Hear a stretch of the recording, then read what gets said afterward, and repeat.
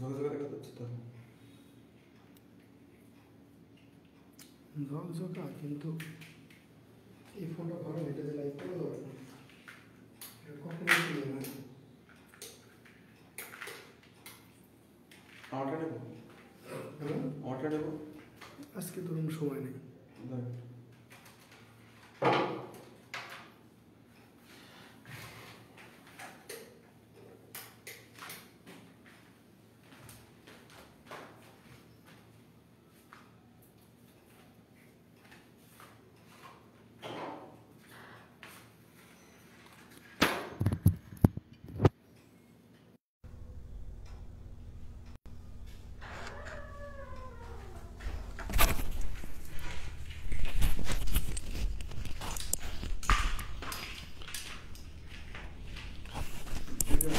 আসসালামু আলাইকুম, আপনি কি শুনতে পাচ্ছেন?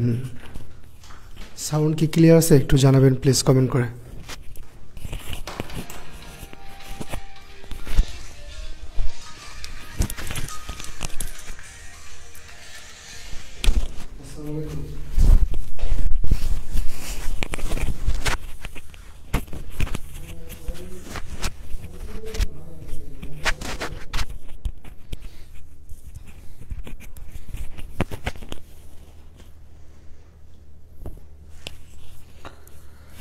জি ওয়ালাইকুম আসসালাম। সবাই সালাম দিচ্ছ, যে ওখানে একজনই বলছো জি ভাই, তার মানে হচ্ছে শব্দগুলো ক্লিয়ার সম্ভবত।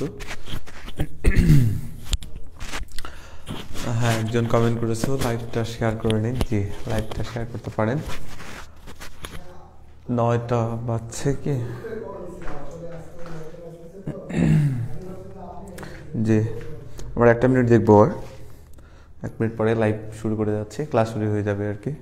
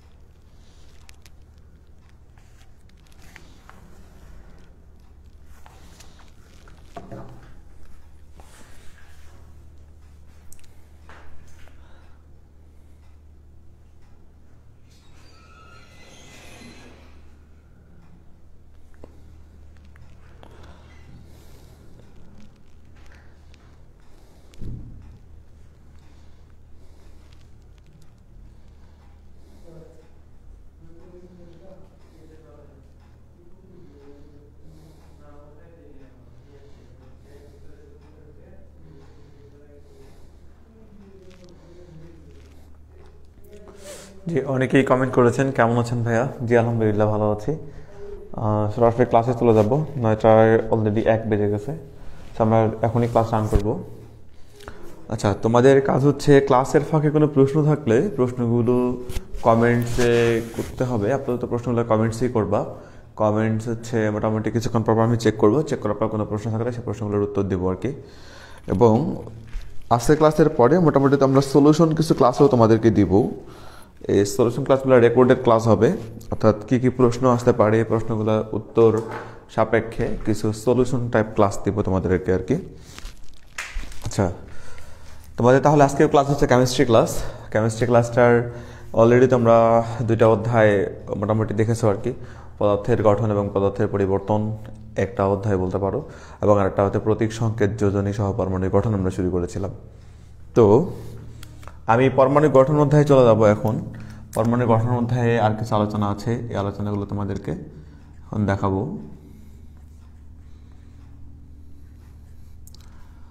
বলে দিচ্ছি তোমাদেরকে যে একটা অধ্যায় থেকে আসলে কি কি প্রশ্ন হতে পারে, এই প্রশ্নগুলো এবং প্রশ্নগুলোর উত্তর, এরকম হচ্ছে প্রশ্ন এবং প্রশ্নের উত্তর, প্রশ্ন এবং প্রশ্নের উত্তর এভাবে আলোচনা করে করে একটা রেকর্ডেড আমরা ভিডিও করে ফেলবো, এবং এই ভিডিওগুলো হচ্ছে তোমাদের দেওয়া হবে আর কি, যেগুলোকে আমরা বলা হচ্ছে সলিউশন ক্লাস আর কি। এই রেকর্ডেড ভিডিওগুলো তোমাদেরকে দিলে তোমরা মোটামুটি এটাও বুঝতে পারবা যে আসলে প্রশ্ন কীভাবে হয় এবং প্রশ্নগুলোর উত্তর কেমন আর কি। আর এগুলোর জন্য সরাসরি লাইভ প্রয়োজন হবে না, তবে লাইভে তোমরা যারা অ্যাড আসো তাদের কাছে কোনো প্রশ্ন থাকলে অবশ্যই তোমরা কমেন্টে করো, কমেন্টে করলে আমি মূলত উত্তর দিয়ে দেবো। আচ্ছা, পরমাণুর গঠন অধ্যায়ে আমরা এসে একটা জিনিস কিন্তু এখানে দেখবো সবার আগে, খুব ইম্পর্টেন্ট একটা জিনিস, যে একটা মৌলকে আমরা প্রদর্শিত করি কি করে, একটা মৌল দেখানোর সিস্টেম কি বা প্রদর্শন করানোর সিস্টেম কি। একটা এক্সাম্পল দিচ্ছি, ব্যাপারটা এরকম, ধরো এটা একটা এক্স, এই এক্স এর বাম দিকে যে কর্নারে নিচের দিকে যে মানটা থাকবে, বাম দিকের কর্নারে এটা কারণ বলবো পি, বাম দিকের উপরে থাকবে এ, পারমাণবিক ভর বলা হচ্ছে এটাকে। এবার ডান দিকের কর্নারে ছোট হাতের এন দিলাম আপাতত, এটা অন্য কোনো কিছু দেওয়া যায়, সমস্যা নেই তাতে। এবার এখানে থাকবে প্লাস মাইনাস কিউ, অথবা শুধু কিউ দিলে হবে, যেটাকে আমরা বলবো চার্জ। অর্থাৎ একটা মৌলকে যখন শো করাতে হয় তখন এই চারটা জিনিস যদি একুরেটলি থাকে তাহলে সেই মৌলটার প্রপার্টি সম্পর্কে আমরা জানতে পারি।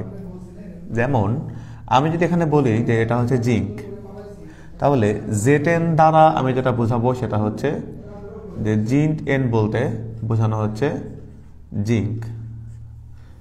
আচ্ছা, এরপরে ধরো আমি যদি এখানে মানটাকে বলি 30, তার মানে পির মান দাঁড়াচ্ছে হচ্ছে 30। এই 30 মানে ব্যাপারটা এরকম যে এই পি বলতে বোঝাচ্ছে প্রোটন সংখ্যা, বা যেটাকে আমরা বলতেছি পারমাণবিক সংখ্যা। সেজন্য আমি যেটা শুরুতেই করব যে এখানে এই চারটা জিনিসের কোনটাকে ডিফাইন করে এই জিনিসটা তোমাদেরকে বলে দিই। আমার মানে লেখাগুলো ছোট হচ্ছে, আমি তোমাদেরকে লেখাগুলো বড় করে দিচ্ছি, মনে থাকে না আসলে বড় করে লেখার কথা, তোমরা অনেকেই এই কমেন্টটা করে থাকো। তাহলে আমি তোমাদেরকে দেখাই প্রথমত যে মৌলগুলোকে আমরা কি করে শুরু করব। নিয়ম হচ্ছে একটা যদি এক্স হয়ে থাকে, এক্স হচ্ছে মৌলের নাম, তাহলে এই এক্স বলতে দাঁড়াচ্ছে কোনো মৌলের নাম, মানে মৌলটাকে কি নামে চিহ্নিত করবো, এরকম এটাকে বোঝাচ্ছে এক্স দ্বারা। এখানে যে সংখ্যাটা থাকবে এটাকে আমরা বলতেছি পি, বলতে বোঝাচ্ছে প্রোটন সংখ্যা। প্রোটন সংখ্যা মানে হচ্ছে পারমাণবিক সংখ্যা। এখানে যে মানটা থাকবে এটাকে আমরা বলতেছি এ, এটা হচ্ছে পারমাণবিক ভর, পারমাণবিক ভর। এই যে পিতে প্রোটন সংখ্যা বলতে, প্রোটন সংখ্যাটাকে আমরা বলতে পারি পারমাণবিক সংখ্যাও বলতে পারি, পারমাণবিক সংখ্যা। এরপরে হচ্ছে আমি যদি এখানে কিউ লিখি, এই কিউ হচ্ছে মূলত ওই মৌলটার চার্জ, এবং এখানে এন বলতে হচ্ছে যে ওই মৌলটার পরমাণু সংখ্যা, ওই মৌলটির পরমাণুর সংখ্যা। তোমাদের জন্য গুড নিউজ হচ্ছে তোমাদের জন্য জুম প্ল্যাটফর্ম তৈরি করা হচ্ছে, সিক্রেট গ্রুপ তৈরি করা হচ্ছে। ওখানে তোমাদেরকে একটা সেশন থাকবে, যে সেশনে তোমাদের হচ্ছে প্রবলেম সলভিং একটা পার্ট থাকবে, বা প্রবলেম সলভিং কিছু ক্লাস থাকবে। ওই সেশনে আমি সহ বেশ কিছু তোমাদের খুব ভালো ভালো টিচার উপস্থিত থাকবে, যাদের কাজ হচ্ছে এরকমটা। এই সেশনে তোমরা হচ্ছে কী কী প্রশ্ন করতেছো এই প্রশ্নগুলোর উত্তর করা হবে, কিংবা তোমাদের কাউন্সিলিং প্রয়োজন হলে, ক্লাস গ্রুপ ডিসকাশনের দরকার হলে সেখানে তোমরা করতে পারবা।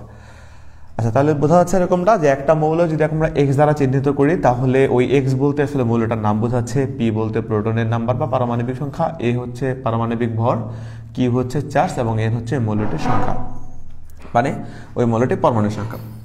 খুবই সিলি একটা এক্সাম্পল দিচ্ছি, মানে খুব সহজ একটা, ধরো অক্সিজেন বলার কথা বলছি, এটা 8, ধরো এখানে দিলাম 16 -2 2।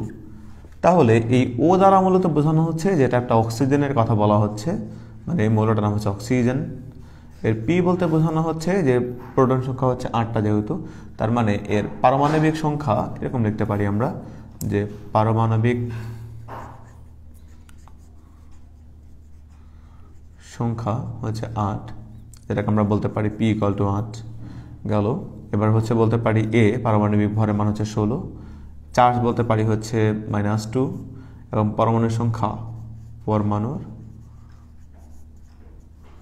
সংখ্যা যেহেতু এখানে 2 লেখা অলরেডি, তার মানে 2টি হচ্ছে পরমাণুর সংখ্যা টোটাল।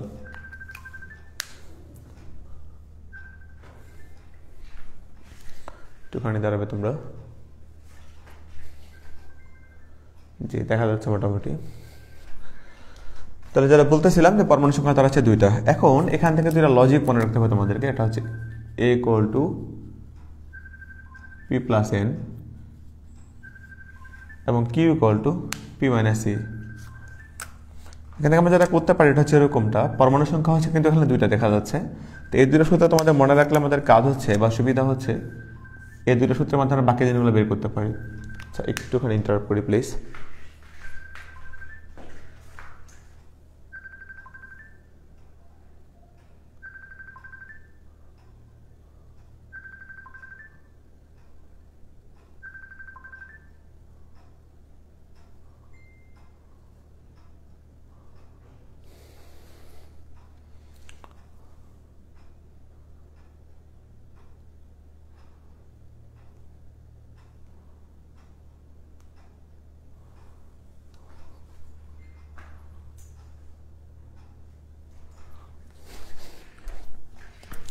হ্যাঁ, খেয়াল করো, বলা হচ্ছে একটা মৌলের পরমাণুর সংখ্যা হচ্ছে 2টি, যেহেতু এখানে 2 লেখা আছে। এবার আমরা এই 4টা ডাটা থেকে পাচ্ছি কি পাচ্ছি হচ্ছে প্রোটনের নাম্বার 8, প্রোটনের পারমাণবিক ভর হচ্ছে 16, চার হচ্ছে -2, আর পরমাণুর সংখ্যা হচ্ছে 2টি। এই 4টা জিনিস দেওয়া, এবং এই যে a = p + n দেওয়া আছে, তার মানে a = প্রোটন প্লাস নিউট্রন। তার মানে এর মান কিন্তু এখানে বলা হচ্ছে 16, প্রোটনের মান হচ্ছে 8, নিউট্রনের মানটা এখনো জানি না, তাহলে নিউট্রনের মান দাঁড়াবে কত? 8। আবার q = আমরা জানি কি প্রোটন মাইনাস ইলেকট্রন, যেহেতু q এর মান হচ্ছে -2 আর প্রোটনের মান হচ্ছে 8, তার মানে ইলেকট্রনের মানটা আমরা বের করতে পারবো। এটা যদি পার করে নাও তাহলে ইলেকট্রন হবে 10টা। এই হচ্ছে ইলেকট্রন 10টা, নিউট্রন হচ্ছে 8টা, এবং প্রোটন 8টা আগে বের হয়ে গেছে।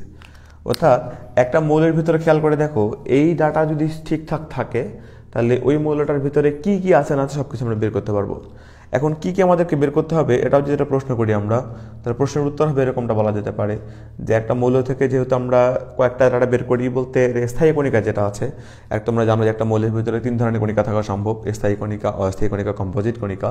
তো এর মধ্যে স্থায়ী কণিকাটার মান কয়টা, অর্থাৎ স্থায়ী কণিকা যেহেতু প্রোটন, নিউট্রন আর ইলেকট্রন, এরা কয়টা কত সংখ্যায় আছে এটা বের করাটা খুবই গুরুত্বপূর্ণ। একটা মৌলকে ডিফাইন করার জন্য এটা খুব প্রয়োজনীয় একটা জিনিস আর কি। আচ্ছা, তোমরা এখন যারা হচ্ছে খাতা কলম আমার সাথে নিয়েছো, তারা আমার সাথে একটু এই জিনিসগুলো করা শুরু করবে, মানে আমার সাথে সাথে তোমরাও করবে আর কি, যে আমরা একটা মৌলকে তাহলে আর কীভাবে ডিফাইন করতে পারবো, এবং ওই মৌলটাকে আমরা শো করব, প্রদর্শন করব। যেমন যেটা জিনিস আমি তোমাদেরকে দেখালাম, এটা হচ্ছে একটা মৌলকে প্রদর্শিত করার নিয়ম, মানে একটা মৌলকে তুমি কী কী দেখাইলে বা কী কী শো করলে ওই মৌলটা পরিপূর্ণতা পায় বা পরিপূর্ণ হয় আর কি। এখন এগুলোকে পরিবর্তন করা যায়, তোমাদের পর্যন্ত আমার মনে হয় হয়ে যাওয়ার কথা। এবার আমি তোমাদেরকে একটা প্রশ্ন দেখাই এদিকে, যে প্রশ্নটা হচ্ছে এরকমটা, যে একটা মৌলকে চাইলে কি কি পরিবর্তন করতে পারবো, এবং পরিবর্তন করলে সেক্ষেত্রে কি ঘটবে। খুব সহজ একটা এক্সাম্পল দিচ্ছি, কমন একটা এক্সাম্পল, ধরো ক্লোরিন। ক্লোরিন হচ্ছে আমাদের 17 নম্বরে আছে, যদিও হচ্ছে পারমাণবিক ভর 35.5, আমি এখানে 35 দিচ্ছি, মানটা অন্যরকম দিলাম। ধরো ক্লোরিন 17/35, এর সাথে একটা প্রোটন যুক্ত করলে কি ঘটবে, এরকম বলা যেতে পারে। দেখো, খুব সহজ একটা প্রশ্ন। ঘটনা হচ্ছে এরকমটা, যেমন ক্লোরিনের শো করার, প্রদর্শন করার নিয়মটা বুঝলাম, যে 17 এক পাশে, পাশে 35, তার মানে এটা পারমাণবিক ভর, এটা হচ্ছে টোটাল আণবিক ভর। এখন এটার সাথে যদি একটা এক্সট্রা প্রোটন যুক্ত করি তাহলে কি ঘটবে। এক্ষেত্রে উত্তর করার আগের একটা কাজ আছে, সেটা হচ্ছে যে আমরা এখান থেকে আসলে পাচ্ছি কি সেই জিনিসটা আগে ডিফাইন করে নেব। কীরকম, এখান থেকে আমরা পাই, বা এখানে আমরা পাই কি কি পাই, দেখো প্রোটন সংখ্যা কত পাবো, 17টা। এবার এর মান আছে কত, 35, কিউ আছে কত, 0, এবং এই ক্লোরিনের সাথে কিন্তু কয়টা ক্লোরিন পরমাণু আছে কিন্তু লেখা নেই কিছুই। তার মানে চার্জ যখন লেখা থাকে না, অর্থাৎ এই যে কিউ এর মান যখন দেওয়া থাকে না, তখন এটা হয়ে যাবে 0। চার্জ কখন 0 হবে, এরকম লিখে রাখতেছি, যে চার্জ 0 হয় কখন, যখন চার্জের মান দেয়া থাকে না, দেয়া না থাকলে, অর্থাৎ ওই মানটা যদি দেয়া না থাকে তাহলে মানটাকে ধরে নেব কত, 0। আর পরমাণু সংখ্যা যে মানটা আছে, এই মানটা যদি দেয়া না থাকে তাহলে 1, যদি দেয়া না থাকে, যেহেতু চার্জ কখনো 1 হয় না, না থাকলে কিন্তু 1 না, চার্জের ব্যাপারটা এরকম, না থাকলে 0, আর পরমাণু সংখ্যার ব্যাপারটা না থাকলে 1। তার মানে ক্লোরিনের এখানে যেহেতু কোনো রকম চার্জ নাই, তার মানে চার্জের মান দাঁড়াচ্ছে 0, আর ক্লোরিনের নিচে কোনো ডান দিকের নিচে কর্নারে, অর্থাৎ এই জায়গাটাতে কোনো কিছু দেওয়া নাই, তার মানে ক্লোরিন পরমাণু সংখ্যা হচ্ছে 1টা। এবার আমাদের কাজ হচ্ছে, দেখো পিতে যেহেতু আমরা প্রোটন বলতেছি, প্রোটন হচ্ছে 17টা, ভালো কথা, আর এর মানটা দেওয়া থাকে এখানে, এ = হচ্ছে 35, আর চার্জের মান দেখতেছি কত, 0, পরমাণু সংখ্যা যেহেতু 1, এটা আমাদের আর লিখতে হচ্ছে না। এবার আমরা কি জানি, যে একটা মৌলকে যদি আমরা শো করাতে চাই তাহলে 3টা জিনিস আমাদেরকে শো করতে হয় প্রতিনিয়ত। একটা হচ্ছে তার প্রোটন কয়টা, নিউট্রন কয়টা, ইলেকট্রন কয়টা, স্থায়ী কণিকাগুলোকে অবশ্যই শো করতে হবে। এবার আমরা এখান থেকে দেখতে পাচ্ছি শুধুমাত্র প্রোটনের সংখ্যা ঠিক আছে, প্রোটনের সংখ্যা পাইছি আমরা, কিন্তু এখন নিউট্রন আর ইলেকট্রনের সংখ্যা জানি না। তাহলে আমরা কি করব, আমরা একটা সূত্র অ্যাপ্লাই করব। সূত্রটা হচ্ছে, আমরা জানি কিউ = কি, p - a। তাহলে লিখে ফেলি কিউ = p - a, যেখানে কিউ এর মান 0, প্রোটনের মান হচ্ছে 17, আর ইলেকট্রনের মান জানি না, সেক্ষেত্রে ইলেকট্রনের মানও দাঁড়াবে 17। তাহলে আমাদের আরেকটা মানও রেডি হয়ে গেল। আরেকটা সূত্র আমরা কি জানি, a = p + n, a = p + n, যেখানে এর মান দেওয়া আছে 35, প্রোটনের মান দেওয়া আছে 17, নিউট্রনের মান জানি না, নিউট্রনের মান কত দাঁড়াবে তাহলে 18। তো তিনটা মান কিন্তু এখানেও রেডি হয়ে গেল, একটা হচ্ছে ইলেকট্রন 17টা, নিউট্রন 18টা আর প্রোটন 17টা। এখন এটা কিন্তু আমরা আগে থেকে পাচ্ছি, মানে ক্লোরিন 17, 35 এই কথাটা তোমাকে যখনই বলা হলো, যদি কখনো বলা হয় যে ক্লোরিন 17/35, ওকে ক্লোরিন 70/35 মানেই হচ্ছে প্রোটন 17টা, ইলেকট্রন 17টা, নিউট্রন 18টা গেল। এখন তোমার কাজ কিন্তু এখানে না, কাজ বলা হচ্ছে যে এইটা যে অবস্থা আছে এর সাথে যদি একটা প্রোটন যুক্ত করো তাহলে কি ঘটবে। এরকম বলা যেতে পারে এটা ঘটনাটা, যে আমরা জানি একটা পরমাণুর ঠিক সেন্টারে থাকে কি নিউক্লিয়াস, এরপরে চারিদিকে থাকে কি নিউট্রন, এরপরে থাকে কি প্রোটন, এরপরে থাকে ইলেকট্রনিক লেয়ারগুলো, তাই না? তোরা বলতেছে এরকমটা যে নিউট্রনটা ঠিকই আছে, ইলেকট্রনটাও ঠিক আছে, শুধু মাঝখানে যে প্রোটনগুলো ছিল এই প্রোটনগুলো একটা এক্সট্রা আবার ঢুকানো হবে বা প্রবেশ করানো হবে বা সংযুক্ত করবে। এবার কি ঘটবে, তাহলে আমরা একটু চেঞ্জ করে নিয়ে আসি, আসলে কি ঘটে আমরাও দেখি। তো এক্ষেত্রে যারা দেখবো যে প্রোটন কটা আছে আগে থেকে প্রোটন হচ্ছে 17টা, তাহলে আমরা লিখবো এরকমটা, এটা এরকম সবচেয়ে ভালো হয় যে আমরা যদি এরকম লিখি প্রশ্ন মতে মানে প্রশ্ন যেরকম আমার উত্তর সেরকম হবে, এই জন্য বলা হচ্ছে প্রশ্ন মতে প্রোটন হচ্ছে আগে থেকে ছিল 17টা, আর এখন একটা যুক্ত করতে বলা হলো টোটাল 18টা। এখন প্রোটন না হয় যুক্ত করতে বলছে, কিন্তু ইলেকট্রন আর নিউট্রনকে যুক্ত করতে বলছে বলেনি, তাহলে ইলেকট্রনটা হচ্ছে 17টা থেকে যাবে আর নিউট্রন হচ্ছে 18টা থেকে যাবে। এবার আমরা যদি এর মানটা দেখি যে এর মান আর কিউ এর মান আসলে কি আগের মতোই থাকবে, কখনোই না, কারণ যদি এ এবং কিউ এর মান নির্ভর করে পি আর এর উপর, এবং যেহেতু পিটা পরিবর্তন হয়ে গেছে, পি আগে ছিল 17, পি আগে আসছে 18, তার মানে অবশ্যই এর মান এবং কিউ এর মান আগের এই মানগুলো থাকবে না, নতুন করে আমাদেরকে বের করতে হবে। সেক্ষেত্রে এই যে বর্ডারটা দিয়েছে আমি, এই দাড়িটার এই দিকে প্রশ্নে ওঠে না আর তাকানোর, এখন এখান থেকে এদিকে দেখবো প্রোটন, নিউট্রন, ইলেকট্রনের মান দিয়ে আসলে কি মান আসে। তো আমরা একটু খেয়াল করে দেখি, যেহেতু আমরা জানি যে a = p + n, তার মানে পির মান কত, পির মান হচ্ছে 18 এবং এর মান হচ্ছে 18, তার মানে 18টা এখানে করলে হবে 36। কি ইকুয়াল টু দেখি, কি ইকুয়াল টু কি জানি, p - e, p কত আছে 18, e কত আছে 17 হলে কত হবে +1। তাহলে কি বের হইলো, এর মান বের হলো, কিউ এর মান বের হইলো, শেষ। আমাদের এই দুইটা জিনিসই দরকার, এ এবং কিউ। তাহলে এবার আমরা কি করবো দেখো, একটা মৌল আসলে কত নাম্বারে আছে এইটা কিন্তু মৌল নিজেও জানে না, মৌলটাকে যদি যে কটা প্রোটন আছে ওইটার ভিতরে সেটার উপর ডিপেন্ড করে সে কোথায় পড়তেছে। ঘটনা হচ্ছে এরকম যে আমি যদি তোমাদেরকে বলি যে আমরা যদি অক্সিজেনকে জিজ্ঞেস করি যে তুমি 8 নাম্বারে কেন, তো ও শুধু এটাই জানে যে আমার কাছে আসলে 8টা প্রোটন আছে, সেজন্য আমার পারমাণবিক সংখ্যা হচ্ছে 8। সহজ জিনিস, মনে করো 118টা যে মৌল আছে, আমরা 118টা মৌলের মধ্যে 1 নম্বরে আছে কি হাইড্রোজেন, এরপরে 2 নম্বরে কি হিলিয়াম, 3 নম্বরে লিথিয়াম, 4 নম্বরে বেরিলিয়াম, বোরন, এরকম না, কার্বন, নাইট্রোজেন। এখন কার্বনকে যদি আমরা জিজ্ঞেস করি যে কার্বন তুমি 6 নম্বরে কেন, সে বলবে আমার কাছে 6টা প্রোটন আছে, আমি 6 নম্বরে।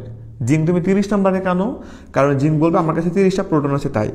তার মানে আমরা যে পারমাণবিক সংখ্যা পড়ে আসি, অর্থাৎ একটা মৌলের যে পারমাণবিক সংখ্যা আমরা পড়ে আসি, এটা হচ্ছে এরকমটা যে একটা মৌলের ভিতরে কয়টা প্রোটন আছে ওইটার উপর ডিপেন্ড করে তার পারমাণবিক সংখ্যা কত। সহজ কথা। তাহলে এই যেখানে 8 লিখছি, তার মানে পারমাণবিক সংখ্যা 8, তাই এখানে হচ্ছে 17 লেখা আছে, কারণ তার পারমাণবিক সংখ্যা 17, তাই ক্লোরিন 17, তাই এজন্য। এবার আমরা যদি খেয়াল করে দেখি, তোমরা একটু চিন্তা করো যে প্রোটন নাম্বার এবার কত, এবার কিন্তু প্রোটন নাম্বার হচ্ছে 18। তার মানে আমরা একটা যদি মৌল লিখতে চাই, আমি এখানে যদি ক্লোরিন লিখি, লেখার পরে যদি নিচে লিখি প্রোটন সংখ্যা এখন 18, তাহলে এটা ঠিক আছে? কখনোই কিন্তু ঠিক নাই, কারণ 18 নম্বরতে ক্লোরিন নাই। 18 নম্বরে কি, 18 নম্বরে হচ্ছে আর্গন। তাহলে আমি এখন এটা কি লিখবো, এটা লিখবো হচ্ছে আর্গন, 18 নম্বরে আর্গন। ওকে, গেল, এটা হচ্ছে 18 নম্বরে আর্গন গেল। এবার পাওয়ার এখানে আসো, পাওয়ার কত হবে 36, যেহেতু এখানে থাকে এ, অর্থাৎ আমরা এখান থেকে বললাম পি থাকে এখানে এবং এর মানটা থাকে এখানে, আর চার্জের মানটা থাকে এখানে। তার মানে সহজ উত্তর হচ্ছে বা শেষ উত্তর হচ্ছে এরকমটা যে আমরা যদি ক্লোরিন 17/35 এর সাথে একটা প্রোটন যুক্ত করি তাহলে কি ঘটবে। উত্তর হচ্ছে ক্লোরিন 17/35 এর সাথে প্রোটন যুক্ত করলে তৈরি হবে আর্গন 18/36 + 1। এটা তো খুব ইম্পর্টেন্ট একটা প্রশ্ন। তাহলে কি বুঝলাম এখান থেকে? এই যেটুকুন হলো এটুকুনের সামারি হচ্ছে এরকম, পরমাণুর গঠন থেকে আমরা জানি একটা মৌলকে এভাবে এক্সপ্রেস করা যায় কিংবা একটা শো করা যায়, এবং এই মৌলটাকে এভাবে শো করা হলে এখান থেকে যদি আমরা যুক্ত করি কখনো প্রোটন, চাইলে আমরা নিউট্রন, অনেক কিছু যুক্ত করতে পারবো। যুক্ত করলে কি ঘটবে এটার উপর ডিপেন্ড করবে। তোমরা একটু আমাকে একটুখানি বলো বুঝছো কিনা, আর কোনো প্রশ্ন থাকলে তো আমি এখনই দেখবো আর কি। তোমরা একটু সবাই দেখো এবং কোনো কমেন্ট প্রশ্ন থাকলে একটু কমেন্ট করো।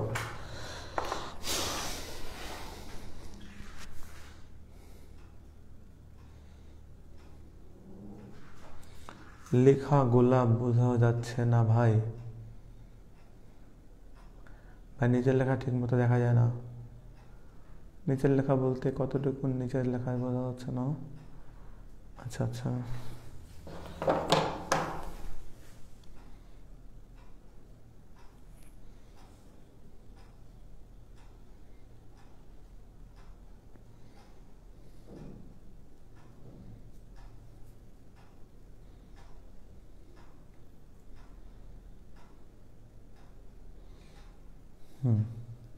যারা নিচের লেখা দেখতে পাচ্ছ না তারা আবার খেয়াল করো, নিচের লেখা বা তোমাদের দেখতে পাওয়ার কথা মনে হয় আর কি, তাও চেক করে নাও।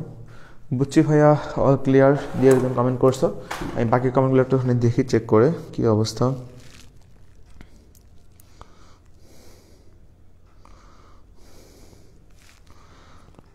কমেন্ট কই বা নিচের লেখা ঠিক মতো দেখা যায় না। ক্লিয়ার হয়েছি ভাইয়া, বুঝছি। ব্যাক কোঅর্ডিনেট টপিকটা এবার রিপিট করবেন? হ্যাঁ, কোঅর্ডিনেট টপিকটা একবার রিপিট করা যায়, একবার রিপিট করবে তো সমস্যা নেই। আচ্ছা, ক্লোরিনের ব্যাপারটা দেখেন, যারা রিপিট করতে বলতেছেন তারা আরেকবার খেয়াল করে দেখেন, বোর্ডের দিকে খেয়াল করেন, ক্লোরিনের দিকে শুধু তাকান, অন্য কোনো দিক তাকাতে হবে না। বলা হচ্ছে ক্লোরিন 17/35। আচ্ছা আমি গিয়ে বোঝাই। হ্যাঁ, এখন দেখা যাবে। ঠিক আছে, বুঝতে পেরেছি। ঠিক আছে, আমি একজন মানে রিপিট করতে বললেন, আমি রিপিট করে দিচ্ছি আরেকবার। মানে আমরা এই ক্লোরিন 17/35 বলতে বুঝতেছি ক্লোরিনের প্রোটন 17টা, এর মান 35, পারমাণবিক ভর হচ্ছে 35, চার্জ নাই তার মানে 0। এই তিনটা দিন আমরা সচক্ষে দেখতে পাচ্ছি। এই তিনটা থেকে আমরা পাই কি, চার্জ যদি 0 হয় তাহলে Q=0 হলে Q=P-, সূত্র আমাদের বলতেছে। তো সূত্র জায়গায় লিখছে P-, ইলেকট্রনের সংখ্যাটা এখান থেকে বের হয়ে গেছে। এবার আরেকটা সূত্র জানি A=P+N, এর মান 35 দেওয়া, A=P+N এর মান 35, আমরা জানি আগে থেকে প্রোটন 17, আগে থেকে নিউট্রনটা বের হয়ে গেছে। এবং প্রত্যেক ক্ষেত্রেই আমাদের তিনটা কাজ, একটা হচ্ছে প্রোটন বের করা, একটা ইলেকট্রন বের করা, একটা নিউট্রনটা বের করা শেষ। এখন আমরা কি করব? এখন কি করতে বলছি সেটা করব। প্রশ্নে আমাদেরকে বলা আছে একটা প্রোটন যুক্ত করতে, ওকে একটা প্রোটন যুক্ত করলাম, ইলেকট্রন আগেরটায় আছে, নিউট্রন আগেরটায় আছে। এখন প্রোটন যদি যুক্ত করি তাহলে এ আর কিউ চেঞ্জ হবে কিনা? অবশ্যই চেঞ্জ হবে, কারণ এ আর কিউ নির্ভরিত করে প্রোটনের উপর আর নিউট্রন ইলেকট্রনের উপর, তাহলে ওগুলো চেঞ্জ হবে না? হ্যাঁ, ওগুলো চেঞ্জ করে দিয়েছি, কত কত আসে, এবার নতুন করে কোন মৌল আসে সেটা দেখিয়েছি, বা নতুন করে কি ঘটনা ঘটছে সেটা দেখিয়েছি। এটা হচ্ছে মূলত মূল প্রশ্নের উত্তর আর কি। হ্যাঁ, এটা গেল একটা প্রশ্নের উত্তর, তোমরা অনেকেই বুঝছো বা সবাই বোঝার কথাই। এবার আমি তোমাদেরকে আরেকটা প্রশ্ন দেখাই, সিমিলার প্রশ্ন বলতে পারো।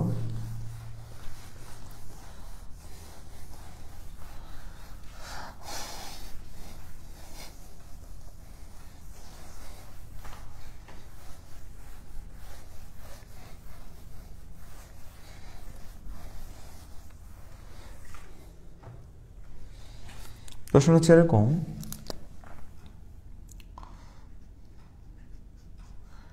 আচ্ছা যে প্রশ্নটা তোমরা দেখলাম, আমি এরপরে প্রশ্ন থেকে একটু বের হয়ে অন্যদিকে চলে যাই, জিঙ্কের কাছে না হয়ে যায়।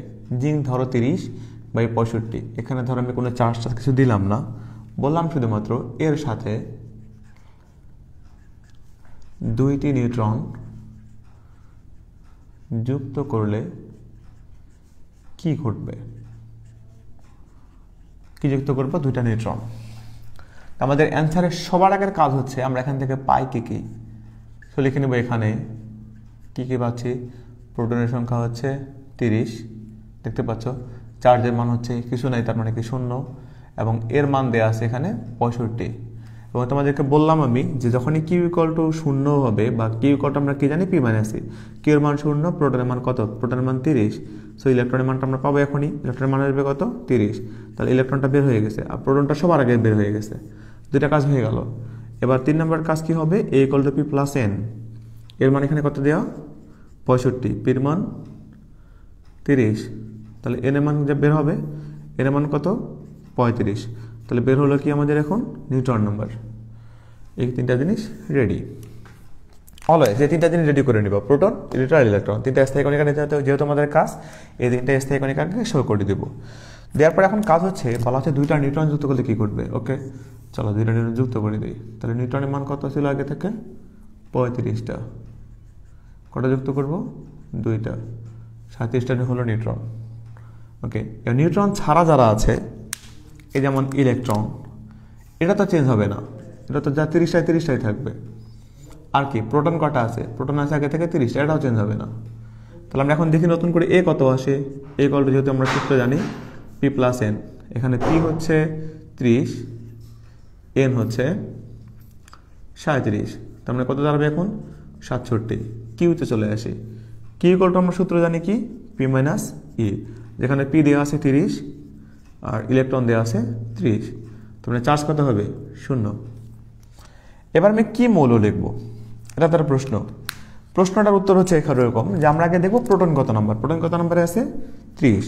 প্রোটন যদি 30 থাকে তার মানে জিঙ্কের কোনো বিকল্প নেই, কারণ আমরা আগেই বলেছি যে 118টা মৌলকে ডিফাইন করা হয় কিংবা কোন মৌল হবে এটা ঠিক করার ক্ষমতা কারোরই নাই, শুধু প্রোটন ছাড়া। তা প্রোটন তো এখন অলরেডি 30টা আছে, 30টা মানে 30টা প্রোটন মানে 30 নাম্বার পারমাণবিক সংখ্যা, সহজ জিনিস। আর 30 নাম্বার পরে পারমাণবিক সংখ্যা হলে জিঙ্কের কোনো বিকল্প নেই, জিঙ্ক চলে গেল। ওকে, এবার পারমাণবিক ভর দেখি 67, তার মানে এই 65টা চেঞ্জ হয়ে এখন 67 হয়ে যাবে। আর চার্জ কত আছে? 0। চার্জটা এখানে 0 লিখলেও যা, না লিখলেও তা, কারণ না লিখলেই 0 আমরা এটা জানি। তাহলে তৈরি হলো কি, প্রশ্নের উত্তর কি ঘটবে তো আমরা পাইলাম কি এটা ঘটবে। মানে বুঝতে পারার কথা তোমাদের খুবই সহজভাবে। এরকম কিছু সিমিলার প্রশ্ন তোমাদের থাকতেই পারে, সেক্ষেত্রে একসাথে যুক্ত করা বলতে পারে। যেমন জিঙ্ক 30-65 সাথে কি 2টা নিউট্রন যুক্ত করছি না, পরীক্ষা এরকম আসতে পারে একসাথে 2টা নিউট্রন এবং 2টা ইলেকট্রন যুক্ত করলে কি ঘটনা ঘটবে। এরকম প্রশ্ন আসাটা কিন্তু অস্বাভাবিক না। তোমরা এইটা বিশেষ করে একজন বলছিল রিপিট করতে, আগেরটা রিপিটের থেকে মনে হয় এটা দেওয়া আরও ভালো হলো। তোমরা একটুখানি দ্রুত জানো যে তোমাদের এটা এবার ক্লিয়ার কিনা, বা আরও ঝকঝকা হয়েছে কিনা, বা ক্লিয়ারলি বুঝছো কিনা। তাহলে আমি আরেকটা এক্সাম্পল দেখিয়ে গেলে এখান থেকে বের হয়ে যাবো ইয়া থেকে।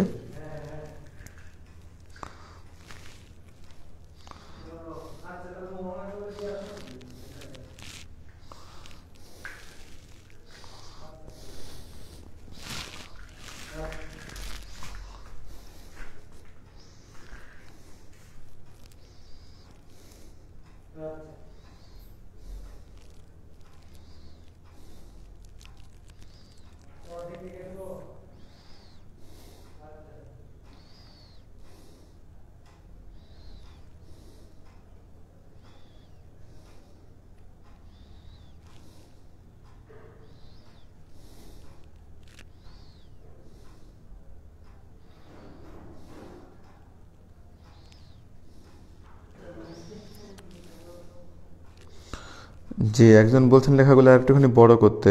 ভাই আবার ঝাপসা দেখা যাচ্ছে। আবার তো ঝাপসা দেখা যাওয়ার কথা না। আচ্ছা, আমি চেষ্টা করে দেখছি আবার ঝাপসা দেখা যাচ্ছে কেন। লেখাগুলো একটু বড় করতে বলছেন, লেখাগুলো আর একটু বড়। আচ্ছা ভাই, চেষ্টা করতেছি লেখাগুলো আর একটু বড় করার। আর যাদের ঝাপসা হচ্ছে তারা একটুখানি দেখেন, আসলে ঝাপসাটা কেটে যাওয়ার কথা, ঝাপসা তো থাকার কথা নয় কোনো। জি ভাই, বুঝছি। হ্যাঁ ঠিক আছে, সবাই মনে হয় বুঝছো আর কি। ঠিক আছে, আমি লেখাগুলো বড় করার চেষ্টা করতেছি। আচ্ছা, তোমাদের হচ্ছে বিগত লেকচার থেকে কোনো প্রশ্ন থাকলেও কিন্তু সেক্ষেত্রেও সেটা করতে পারো। যদি আমাদের প্রশ্ন উত্তরের জন্য একটা আলাদা সেশনই থাকবে, সপ্তাহে একদিন হোক বা বেশ কিছুদিন পর পর একটা করে আমরা সেশন নিব। ওই সেশনে জুমে তোমরা সবাই অ্যাটেন্ড থাকবা। জুমে তোমরা নিজেদের খাতা সহ সব কিছু শো করতে পারবা, বা এমন সিক্রেট প্ল্যাটফর্ম থাকবে সেখানে তো শুধু তোমরা যারা রেজিস্ট্রেশন করছো তারাই হচ্ছে শুধুমাত্র এটা শো করাতে পারবা আর কি, বা তারাই দেখাতে পারবা বা প্রবলেমগুলো সলভ করে নিতে পারবা। এখন তোমরা যারা রেজিস্ট্রেশন করোনি তাদের জন্য বলে রাখি, বা যারা করেছো তাদের জন্য বলে রাখি, এই বছরটা পুরোটা অর্থাৎ আর মোটামুটি 31 তারিখ পর্যন্ত যে কয়দিন আছে এই কয়দিনের ক্লাসগুলো হবে লাইভ। এরপরে আমরা সিক্রেট গ্রুপে চলে যাব। তো আমি এখন আর একটু সামনের দিকে যাই। তো তোমরা এটা বুঝতে পেরেছো সবাই, তার মানে বোঝা গেল। এবার আমি তোমাদের একটা প্রশ্ন দেখাবো, মানে এই টাইপেরই শেষ প্রশ্ন দেখাবো। এটাই শেষ প্রশ্ন হবে যে আমরা যুক্ত করলে কি ঘটনা ঘটবে, এটা একটা বড় প্রশ্ন দেখাবো একসাথে। এটা হচ্ছে এরকম যে একসাথে 2টা প্রোটন, 2টা নিউট্রন, 3টা ইলেকট্রন এরকম যুক্ত করবো আর কি। কাকে নেব? আচ্ছা, আমরা যেটা করবো এটা এরকমটা, ধরো একটা যে কোনো মূল্যকে নিতে পারো, তোমরা অ্যালুমিনিয়াম নিলাম আমি সেক্ষেত্রে। অ্যালুমিনিয়াম 13/27, এর ভর হয়ে থাকে 13/27। এর সাথে 2টি নিউট্রন ও 2টি ইলেকট্রন যুক্ত করলে কি ঘটবে?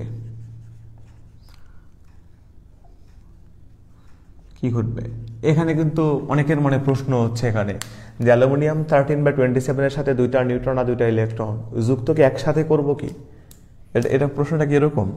হ্যাঁ, সেক্ষেত্রে তোমাদেরকে এখানে বলতেই পারে যে একসাথে বা একই সাথে যুক্ত করলে কি ঘটনা ঘটবে।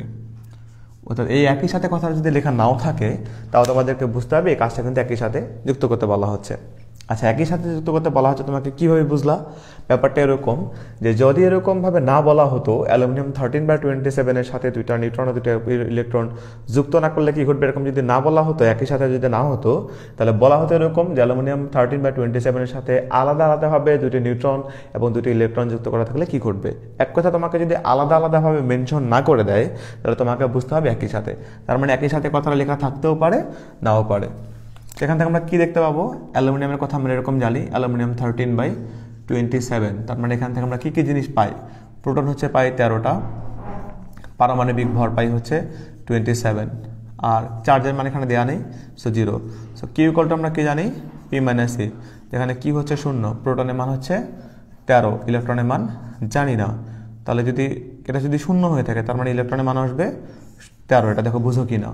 তাহলে প্রোটন আসলো 13টা, ইলেকট্রন আসলো 13টা। নিউট্রনের কাছে আসার জন্য আমাদের এর কাছে যেতে হবে। A equal to P plus N. A হচ্ছে 27, প্রোটনের মান 13, নিউট্রনের মান জানি না। কত আসতেছে নিউট্রনের মান? 14। এই 3টা ডাটা, প্রোটন, ইলেকট্রন আর নিউট্রন, এটা যে বের করে রাখতে হবে তোমাদেরকে, বারবারই আমি এটাই বলে যাচ্ছে। এবার আমরা কি লিখবো? প্রশ্ন মতে বা শর্ত মতে। তোমরা যারা লেখা ছোট বড় করতে বলতেছো, আর তোমরা দেখো তো এবার এই সাইজ করে লিখলে হবে কিনা। আচ্ছা, প্রশ্ন মতে কি বলা হচ্ছে? 2টা নিউট্রন যুক্ত করতে হবে। ওকে, নিউট্রনটা টেনে নিয়ে যাও, আগে নিয়ে নিউট্রনটাই আগে যুক্ত করো। আগে থেকে ছিল 14, যুক্ত করবো 2, এখন হবে 16। আমাদের যুক্ত করা বলা হচ্ছে ইলেকট্রন, আগে থেকে ছিল 13টা ইলেকট্রন, যুক্ত করতে বলা হচ্ছে 2টা, তার মানে এখন সংখ্যা দাঁড়াবে 15টা ইলেকট্রন। এই তো 13টা ইলেকট্রন জায়গায় এখন হয়ে গেল 15টা ইলেকট্রন। এই দুটাকে চেঞ্জ করতে বলা হচ্ছে। এক কথা, যাদেরকে চেঞ্জ করতে বলা হবে তাদেরকে টাইনা আগে চেঞ্জ করে ফেলবো, শেষ। এবার চেঞ্জ হয়নি কে প্রোটন, জাস্ট আগের মতো করে সুন্দর করে এসে বসে যাবে। ঠিক আছে, আমরা আবার এখন নতুন করে এ পাবো, নতুন করে কিউ পাবো। এ ইকুয়াল টু আমরা জানি পি প্লাস এন, যেখানে পির মান হচ্ছে 13 কিন্তু এন এর মান হচ্ছে 16। 13 আর 16 কত হবে? 19, সরি 13 আর 16 হবে 29। ওকে, কিউর মান কি হবে? P minus E. প্রোটন কাটা এখন, প্রোটন 13টা, বাট ইলেকট্রন হচ্ছে 15টা, তার মানে দাঁড়াবে কত? -2। এবার আমরা কি লিখবো? যেহেতু আমাদের কি লিখবো, মানে অর্থাৎ এখানে লেখার জন্য সবচেয়ে সবার আগে ডিপেন্ড করবে এই 13-এর উপর, যেহেতু প্রোটনটা 13ই আছে। তাহলে এটা যদি 13ই থাকে তার মানে এটা নিঃসন্দেহে অ্যালুমিনিয়াম। পারমাণবিক ভরে কণার কি লিখবো এটা ডিপেন্ড করে দিবে এ কত এটা 29। কিউ কত লিখবো সেটা আমরা এখান থেকে পাবো -2। এটা হচ্ছে ঘটবে। তার মানে অ্যালুমিনিয়াম 13/27 এর সাথে 2টা নিউট্রন এবং 2টা ইলেকট্রন একই সাথে কিংবা শুধু যদি বলা থাকে যুক্ত করলে কি ঘটনা ঘটবে, তাহলে আমাদের এই ঘটনাটা ঘটবে। আমার তোমাদের বোঝার কথা, সর্বশেষ উত্তর গেল এটাই। তো তোমাদের যে প্রশ্নটা আমি করলাম এই প্রশ্নটা কিন্তু প্রায় আমি তোমাদের 4 থেকে 5টা প্রশ্ন কিন্তু অলরেডি করে দিয়েছি আর কি। এইভাবে প্রশ্ন আসার সম্ভাবনা খুবই বেশি এবং খুবই ইম্পর্টেন্ট একটা প্রশ্ন। এটা তোমরা হচ্ছে ডুয়েট অ্যাডমিশন টেস্টের জন্য এবং খুব গুরুত্বপূর্ণ একটা প্রশ্ন আর কি। মানে পরীক্ষা আসুক বা না আসুক, তার থেকে বড় কথা হচ্ছে গুরুত্বপূর্ণ একটা বিষয় যেটা তোমাদেরকে অবশ্যই জানতে হবে। তোমরা একটুখানি আমাকে কমেন্টে জানাও আসলে তোমরা বুঝছো কিনা বিষয়গুলো।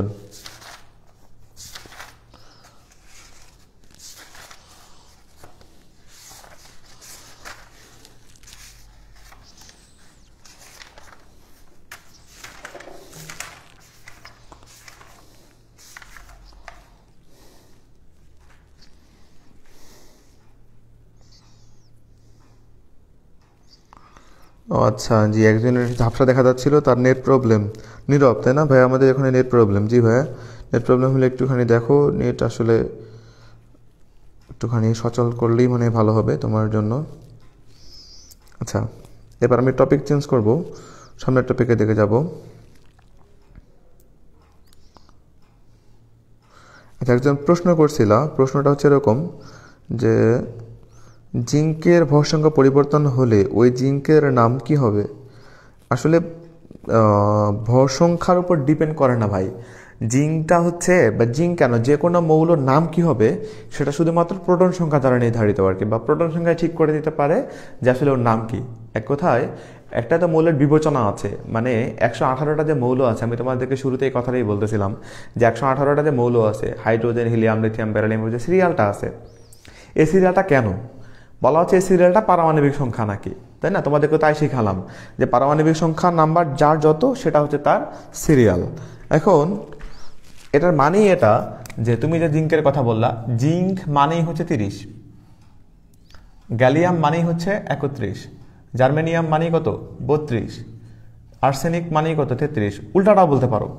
আমি যদি এখন বলি যে 34 নম্বরে মানে কি হবে, তার মানে সেলেনিয়াম, কোনো বিকল্প নেই। 35 নম্বরে কি হবে? ব্রোমিন। 36 একে থাকবে ক্রিপ্টন। তার মানে এই ক্রিপ্টনের ভিতরে প্রোটন আছে 36টা বলেই সে হচ্ছে ক্রিপ্টন। এই প্রোটন ছাড়া সে কারোর উপর নির্ভর করে না। মানে ক্রিপ্টনে যদি এখন ইলেকট্রনের সংখ্যা কমে যায়, পারমাণবিক ভর সংখ্যা অর্থাৎ নিউট্রনের সংখ্যা, অস্থায়ী কণিকার সংখ্যা, কম্পোজিট কণিকার সংখ্যা, অর্থাৎ যে কোনো কিছু যদি কম বেশি হয় তার নাম পরিবর্তন হবে না। কথা মৌলটা কি হবে শুধুমাত্র ডিফাইন করতে পারে প্রোটন সংখ্যা। সেজন্য ভর সংখ্যা পরিবর্তন হলে কখনো জিঙ্ক কেন, কারোরই নাম পরিবর্তন হবে না। যে প্রশ্নটা করছিলা, প্রশ্নের উত্তর পাওয়ার কথা আর কি তোমার।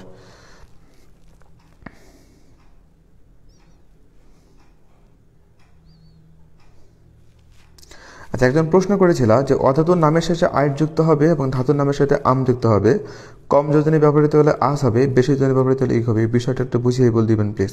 হ্যাঁ, বিষয়টা সামনে লেকচারে আছে, এটা বিস্তারিত আছে। হ্যাঁ, এটা এখনই যদি তোমাদেরকে বলি, এখনও একবার বলে রাখা যেতে পারে, তবে পরবর্তীতে এই বিষয়টা নিয়ে মানে খুব ভালো করে আলোচনাই আছে আর কি। একটা ধাতু পার্টে গিয়েও আলোচনা আছে, এর আগেও একবার আলোচনা আছে। যেহেতু একবার প্রশ্নটা করছো, তোমাকে আমি প্রশ্নটার ব্যাপারটা সহ একটা মৌলের নামকরণও তোমাদেরকে বুঝিয়ে দিই। এখানে এই জিনিসটা তোমরা যারা এর আগে অনলাইন লাইভ ক্লাস দেখেছিলা তারাও ব্যাপারটা মনে হয় জানার কথা, আর যারা নতুন করে আসো তারা তো জানবেই। এখন তোমাদের মানে কিউরিয়াসিটি থাকারই কথা। যেমন খুবই মজার একটা কিউরিয়াসিটি, ধরো সোডিয়ামের পরে যদি আমি ক্লোরিন দেই, আসলে এটার নাম কি বলো তো? এটার আমরা নাম এরকম বলি, সোডিয়াম ক্লোরাইড। কি নাম বলি এটা? Sodium chloride. এবার ধরো ম্যাগনেসিয়াম, MgO, এটাকে আমরা কি বলবো? এটাকে আমরা বলি ম্যাগনেসিয়াম অক্সাইড। তো এখানে একটা বড় কিউরিয়াসিটি অনেকের আছে, বা তোমাদের থাকার উচিত আর কি, সোডিয়ামের নাম যদি সোডিয়াম হয়, অর্থাৎ এটার নাম আসলে আমি কি বুঝতেছি? আমি যদি প্রতীকগুলাকে হিসাব করি, অর্থাৎ যেহেতু এটা যৌগ একটা, এখানে প্রতীকটা সোডিয়াম আর একটা প্রতীক কিসের? ক্লোরিন। তাহলে আমি এরকম বলতে পারতাম যে সোডিয়াম ক্লোরিন, তাই না? কারণ একটা সোডিয়াম একটা ক্লোরিন, যদি সোডিয়ামের নাম পরিবর্তন না হয় তাহলে ক্লোরিনের নাম কেন পরিবর্তন হয়ে ক্লোরাইড হইল? সিমিলারলি এটা যেমন ম্যাগনেসিয়াম অক্সাইড, তাহলে এটার নাম তো আসলে ম্যাগনেসিয়াম অক্সাইড হওয়া উচিত না, উচিত হচ্ছে ম্যাগনেসিয়াম অক্সিজেন। মানে আমি বলতে চাচ্ছি যে অক্সিজেনের নামটা পরিবর্তন হয়ে কেন অক্সাইড হলো? অক্সিজেনটা দাবি করতে পারে যে আমি যদি অক্সাইড হই, তুমি ম্যাগনেসিয়াম, তোমার নাম চেঞ্জ করো, তাই কিনা? এটা একটা রহস্য আছে। রহস্য হচ্ছে এরকমটা যে আমরা যখন মৌলগুলো, যৌগগুলো তৈরি করি, তখন আমাদের ঋণাত্মক মৌল কোনটা এটা আমাদের চিনতে হয়, এবং সেক্ষেত্রে নামটা পরিবর্তন হয়। অনেকটা এরকমটা, এটা আমি খুবই একটা এক্সাম্পল দিয়ে থাকি মজার। ধরো তুমি একটা ছেলে মানুষ, তোমার যখন বিয়ে হয়ে যাবে তখন আপনি কি বলা হবে? মিসেস ড্যাশ, তাই কিনা? ধরো আমরা যেটা করে থাকি যে একটা ছেলে যখন বিয়ে হয়ে যায়, তার ওয়াইফকে ডাকার জন্য কিন্তু ছেলেদের নামের সাথে ডাকানো যাবে, যাতে বোঝা যেতে পারে যে ওর বিয়েটা কার সাথে হয়েছে কিংবা বউটা কার। ব্যাপারটা এরকম। তো এখানেই সোডিয়াম ক্লোরাইডের মধ্যে যার নামটা পরিবর্তিত হয়ে যায় সেটা হচ্ছে ঋণাত্মক মৌল হয়, আর যেটা নাম পরিবর্তন হয় না সেটা হচ্ছে ধনাত্মক মৌল। অর্থাৎ তুমি ম্যাগনেসিয়াম অক্সাইডের নাম যখন শুনলা তখন আমি যদি তোমাকে জিজ্ঞেস করি যে ম্যাগনেসিয়াম অক্সাইড যখন তৈরি হয়েছিল এর বিগত আয়নিত অবস্থা কেমন ছিল, তখন তুমি বলতে পারবা যে ম্যাগনেসিয়ামটা ছিল পজিটিভ আয়ন সম্পন্ন এবং অক্সিজেনটা ছিল নেগেটিভ আয়ন সম্পন্ন। কি করে বুঝলা? ওই তোমাকে যদি প্রশ্ন করি কি করে বুঝলা, তাহলে তুমি উত্তর করবে এরকমটা, যেহেতু ম্যাগনেসিয়ামের নামটা পরিবর্তন হয়নি তার মানে সে পজিটিভ আয়ন সম্পন্ন, আর ওই যে ওর নাম পরিবর্তিত হয়ে গেছে তার মানে সে নেগেটিভ আয়ন সম্পন্ন। অর্থাৎ একটা যৌগ তৈরি হওয়ার পরেও কে নেগেটিভ আয়ন সম্পন্ন এটা নামকরণটা বোঝার জন্যই ফাইনালের নামকরণ শেষে আইট, ইট, টেট এরকম যুক্ত হয়ে থাকে। আমরা বুঝতে পারার কথা তোমাদের। সিমিলারলি আরও অনেকগুলোই আছে, যেমন অ্যালুমিনিয়াম ক্লোরাইডের কথা বলতে পারো, কিংবা হচ্ছে ধরো এটা যদি আমি বলি AgS, এটাকে বলা হয় মার্কিউরিক সালফাইড। এই যে এটা কিন্তু সালফার, হওয়ার কথা হচ্ছে মার্কিউরিক সালফার, তাই না? কিন্তু হয়ে যাবে কি মার্কিউরিক সালফাইড এরকমটা। তারপরে ধরো এটা যদি কার্বন বলি, তারপরে এটা অক্সিজেন যদি বলি, তাহলে নাম হচ্ছে কি কার্বন ডাই অক্সিজেন। দুইটা থাকলে ডাই হবে, মানে কার্বন ডাই অক্সাইড কেন? কারণ অক্সাইডের কারণ হচ্ছে অক্সিজেনটা ঋণাত্মক মৌল। এখানে কার্বন মনো অক্সাইড, কার্বনটার নাম ঠিকই আছে, নামটা মনো অক্সাইড না হয়ে মনো অক্সিজেন হতে পারত, না হয়ে অক্সিজেন অক্সাইড হওয়ার কারণ হচ্ছে যে এই অক্সিজেনটা হচ্ছে ঋণাত্মক মান সম্পন্ন। অর্থাৎ একটা যৌগ তৈরি হওয়ার এক পূর্বে এরা আয়নিত অবস্থা থাকে। আয়নিত অবস্থা হওয়ার সময় এদের কার নাম, অর্থাৎ কোনটা পজিটিভ আয়ন সম্পন্ন কোনটা নেগেটিভ আয়ন সম্পন্ন, এই জিনিসটা ডিফাইন করার জন্য মূলত দেওয়া হয় অক্সাইড, অর্থাৎ নামটা পরিবর্তন করে আইট, ইট, এট এরকম তৈরি করা হয়। আশা করি বুঝতে পারার কথা। যে প্রশ্নটা করছিল সে দেখো বুঝছো কিনা।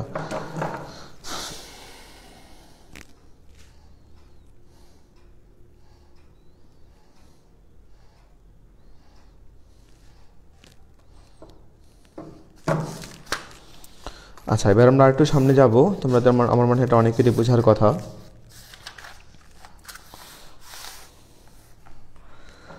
আমি তোমাদেরকে এখন দেখাবো মূলত ইলেকট্রন বিন্যাস।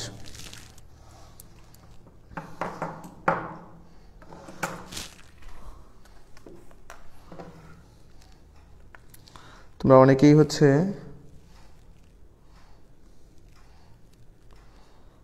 যে আমি আর কোনো প্রশ্ন থাকলে একটুখানি দেখো।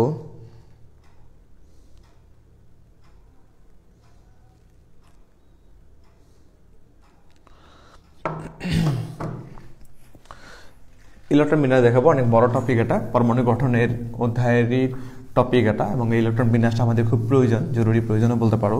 এটা আমাদের পরবর্তীতে বেশ কিছু কাজে লাগবে আর কি। তো ইলেকট্রন বিন্যাসটা কয়েকটা সেকশনে হয়ে থাকে। আমি ইলেকট্রন বিন্যাস একটা একটা করে নিয়মগুলো তোমাদেরকে দেখাবো। প্রথমত ইলেকট্রন বিন্যাস আমাদের জন্য আমাদের যেটা প্রয়োজন এটা হচ্ছে কিছু নিয়ম জানতে হবে।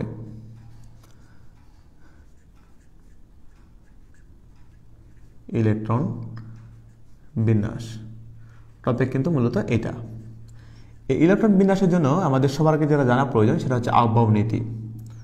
আহ্বাবটা নীতি আছে ইলেকট্রন সংক্রান্ত নীতি যেটাকে আমরা বলি। আমি আগে আহ্বাব নীতিটা তোমাদেরকে বলে দিই। নাম হচ্ছে আহ্বাব নীতি। আহ্বাব নীতিতে এরকম বলা হচ্ছে যে ইলেকট্রনগুলো ক্রমান্বয়ে নিম্ন শক্তির স্তর হতে, যেটা এরকম যে ইলেকট্রনগুলো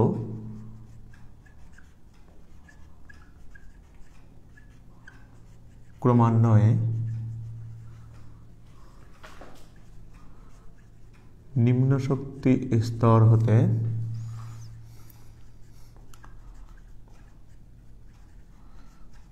উচ্চ শক্তির স্তরে প্রবেশ করবে। অর্থাৎ আহ্বাব যেটা বলতে চাচ্ছে যে মনে করো কক্ষপথ এটা একটা, এই কক্ষপথ, একটা কক্ষপথ, একটা কক্ষপথ, এরকম আর কি। অর্থাৎ ইলেকট্রনগুলো নাকি এরকম কক্ষপথগুলোতে বিন্যস্ত হয়। এটা একটা কক্ষপথ, এটা একটা, তারপর এটা, তারপর এটা, তারপর এটা, এরকম পর্যায়ক্রমে অনেকগুলো কক্ষপথ থাকে। এই কক্ষপথগুলোতে তারা কি হয়, বিন্যস্ত হয়। এখন এইগুলো যখন বিন্যস্ত হয় তখন ছোট শক্তির স্তরে আগে ঢুকে ধীরে ধীরে বড় শক্তির স্তরে ঢুকে। এই কথাটা বললো কে? আহ্বাব।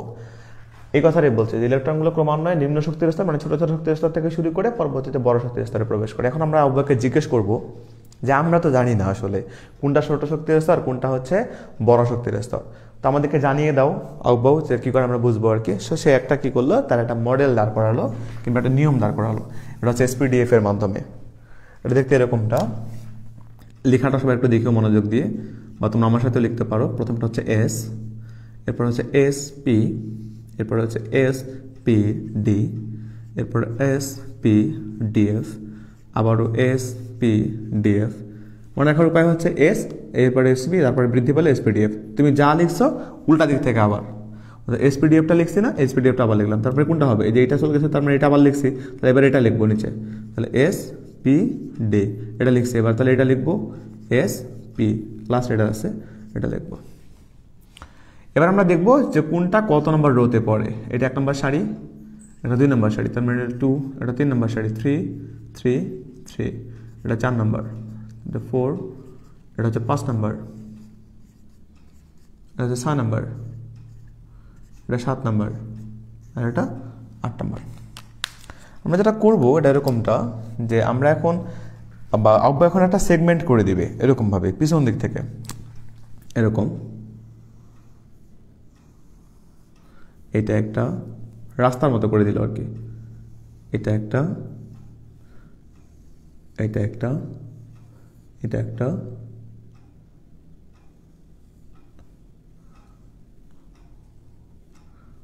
এরকম। এবার সে বললো এরকমটা যে আমরা যদি এখান থেকে যাওয়া শুরু করি, সবাইকে টাচ করে করে যাব এবং প্রত্যেকজনকে নিব এবং এখানে ফেরত আসবো, তাহলে কি করে হতে পারে? আমরা কিন্তু অবশ্যই প্রবেশ করব এই প্রান্তগুলো দিয়ে এবং বের হয়ে যাব এই প্রান্তগুলো দিয়ে। তার মানে এই যে উনি লেয়ার করে দিলেন, স্তর করে দিলেন, এই স্তরটার কাজ হচ্ছে, এটা কিন্তু লেয়ার হয়ে গেছে অলরেডি। এই স্তরটার এখান থেকে আমরা যাওয়া শুরু করব, এখান থেকে বের হয়ে যাব। নিয়ম হচ্ছে প্রত্যেকটা স্তর শুরু করতে পারবো এখান থেকে না, এই পাশ থেকে। তাহলে এই পাশ দিয়ে প্রথমে যাওয়ার পরে যেহেতু এখান থেকে শুরু করতে পারবো না, তার মানে ফিরে গিয়ে এখান থেকে শুরু করব। আবার এখান থেকে আসলাম, আবার ফেরত গিয়ে শুরু করব এই জায়গা থেকে, আবার ফেরত গিয়ে শুরু করব এই জায়গা থেকে, এখান থেকে ফিরে গিয়ে শুরু করব এই জায়গা থেকে, এখান থেকে ফিরে গিয়ে শুরু করব এখান থেকে, এখান থেকে ফিরে গিয়ে শুরু করব এখান থেকে, এই পাশ থেকে ফিরে গিয়ে শুরু করব এখান থেকে। তাহলে কি কি দাঁড়াচ্ছে এটাকে আমরা লিখে নিই। দেখো এখানে দাঁড়াচ্ছে অব্বার নিয়ম অনুসারে 1s। এরপরে এই পাশ থেকে যদি ঘুরে এসে দাঁড়াচ্ছে কি এখানে 2s, 2s গেল। এবার ঘুরে এখানে যাও, কি দাঁড়াচ্ছে 2p। সামনে আসো 3s, আরও সামনে যাও 3p, 3p থেকে সামনে আসো 4s, পিছনে ব্যাক যাও 3d, সামনে যাও 4p, এরপর 5s, পিছনে যাও 4d, সামনে 5p, আর সামনে আসি 6s।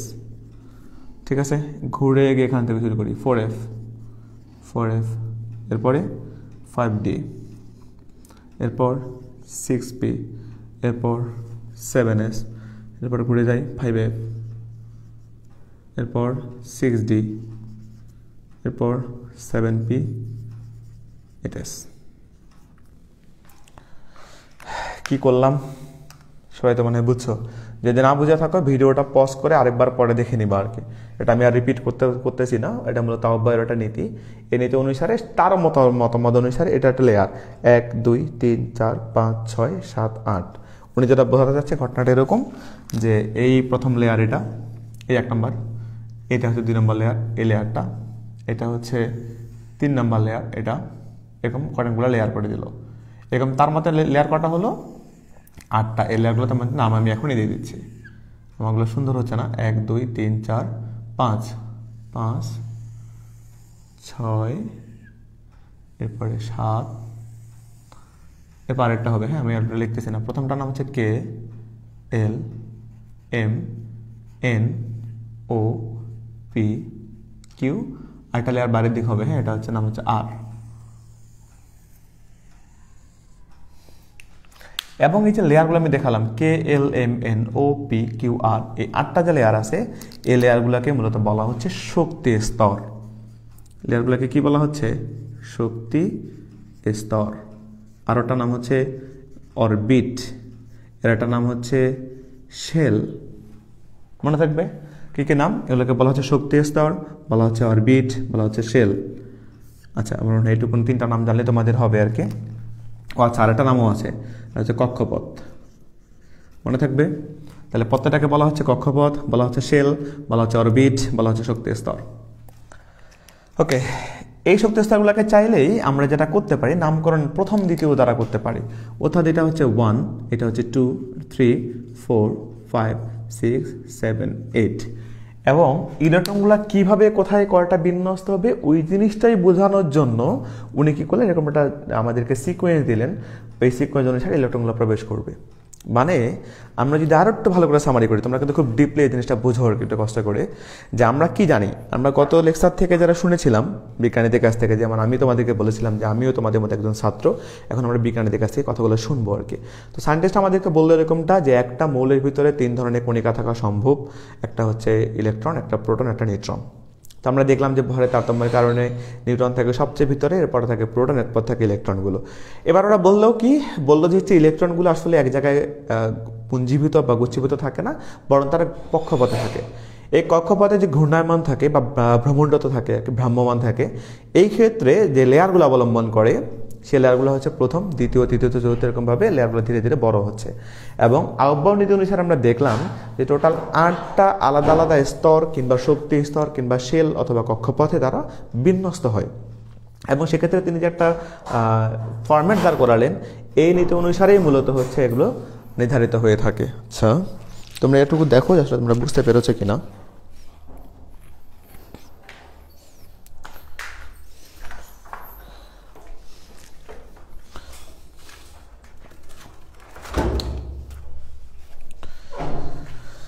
যে তোমরা অনেকেই ঝাপসা করো লেখার ব্যাপারে, তো তোমরা একটু আমাকে বলো যে আসলে এটা ঝাপসা বোঝা আছে কিনা, বা আসলে তোমরা আদৌ বুঝছো কিনা এই জিনিসটা।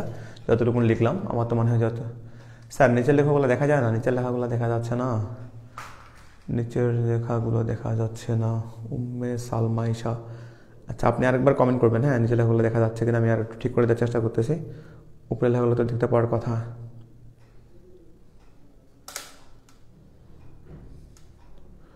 যে উম্মে সালমা ঈশা না কি জানি নাম দেখলাম, আপনি একটু বলেন ভাই।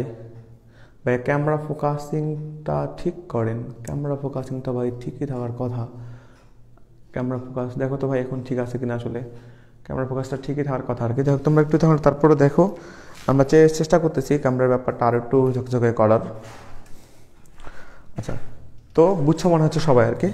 তো আমরা যেটা করবো এখন, এই ইলেকট্রনটা মনে থাকে না, এই যে সিকোয়েন্সটা লিখছি না 1s 2s 2p 3s 3p 4s 4 3d, মানে যদি এরকমভাবে টানা হইতো 1s 2s 2p 3s 3p 3p 3d, না হয়ে দেখো মাঝখানে কিন্তু 4s ঢুকছে, 1s 2s 2s 2s 2s 2p 3s 3p, তারপরে 4s ঢুকে গেছে, তারপর 3d।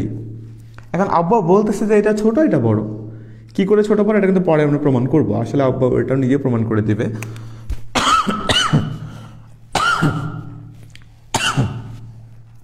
তো যাই হোক এই জিনিসটা মনে থাকে না, সেজন্য আমি তোমাদেরকে একটা এখন কৌশল শেখাবো।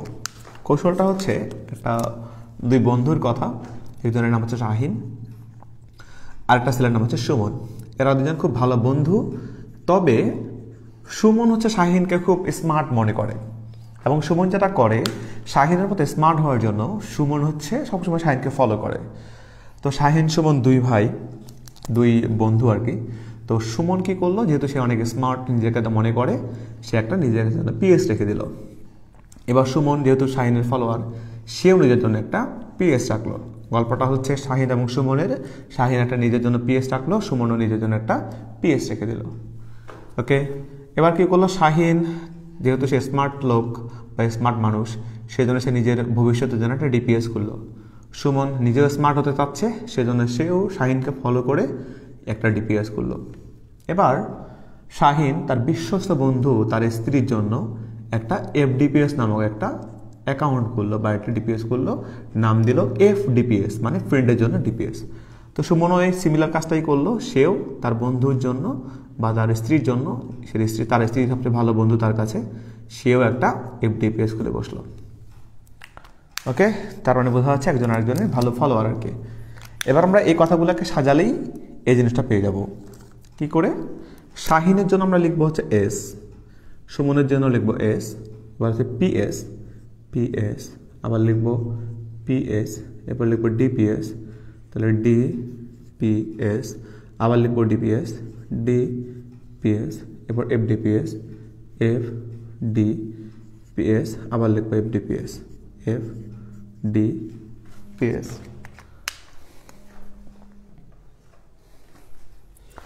গেল। এবার আমরা নামকরণে নাম্বারিংয়ে আসি। নিয়ম হচ্ছে এই যে নাম্বার 1s 2s যেটা আমরা পাবো কই, নিয়ম হচ্ছে এস শুরু করব 1 থেকে। আচ্ছা আমরা কি করতেছি বুঝতেছো তো? এই যে কৌশলটা শিখতেছি এটা কিন্তু কৌশল, আমাদের কৌশলটা শিখতেছি কেন? কারণ কৌশলটা শিখতেছি এই জিনিসটা বোঝার জন্য যে আব্বাও যেটা এইভাবে লিখছে ও নিজের মতো করে একটা ফরম্যাট দাঁড় করে এই জায়গায় নিয়ে আসছে। আমরা তো এই জিনিসটা মনে থাকবে না, মুখস্থ তো করতে পারবো না, বা এই জিনিসকে ড্র করে কি আমরা ইলেকট্রন বিন্যাস করতে পারবো? কষ্টকর হয়ে যাবে। তো সেক্ষেত্রে আমরা কি করবো, এটা মনে রাখবো, সাইন যেমন PS PS DPS DPS FDPS FDPS. Okay, সেখানে এস শুরু করবো কি থেকে? 1 থেকে। তাহলে 1s শুরু করো 1 থেকে। এস কই? এই যে এখানে এস 1 2 3 4 5 6 7 8। এস তাহলে 1 শুরু, 8 এসে শেষ। এবার পি শুরু করব 2 থেকে। শুরু করি তাহলে আমরা পি কোথা থেকে শুরু? 2 3 4 5 6 7।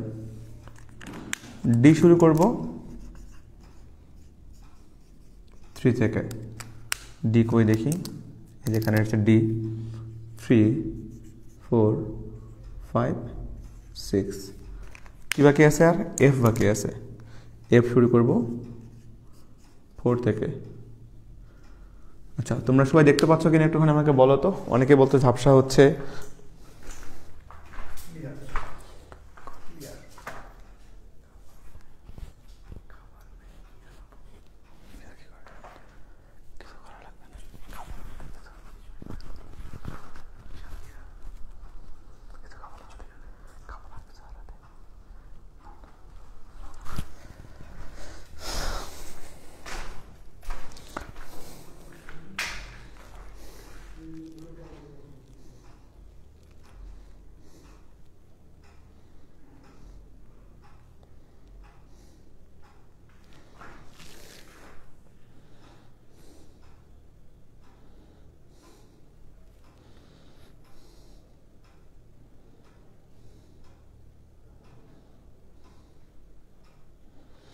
জি সবাই মনে হয় দেখতে পাচ্ছ। অনেকেই বলছো যে ক্লিয়ার ভাইয়া, সব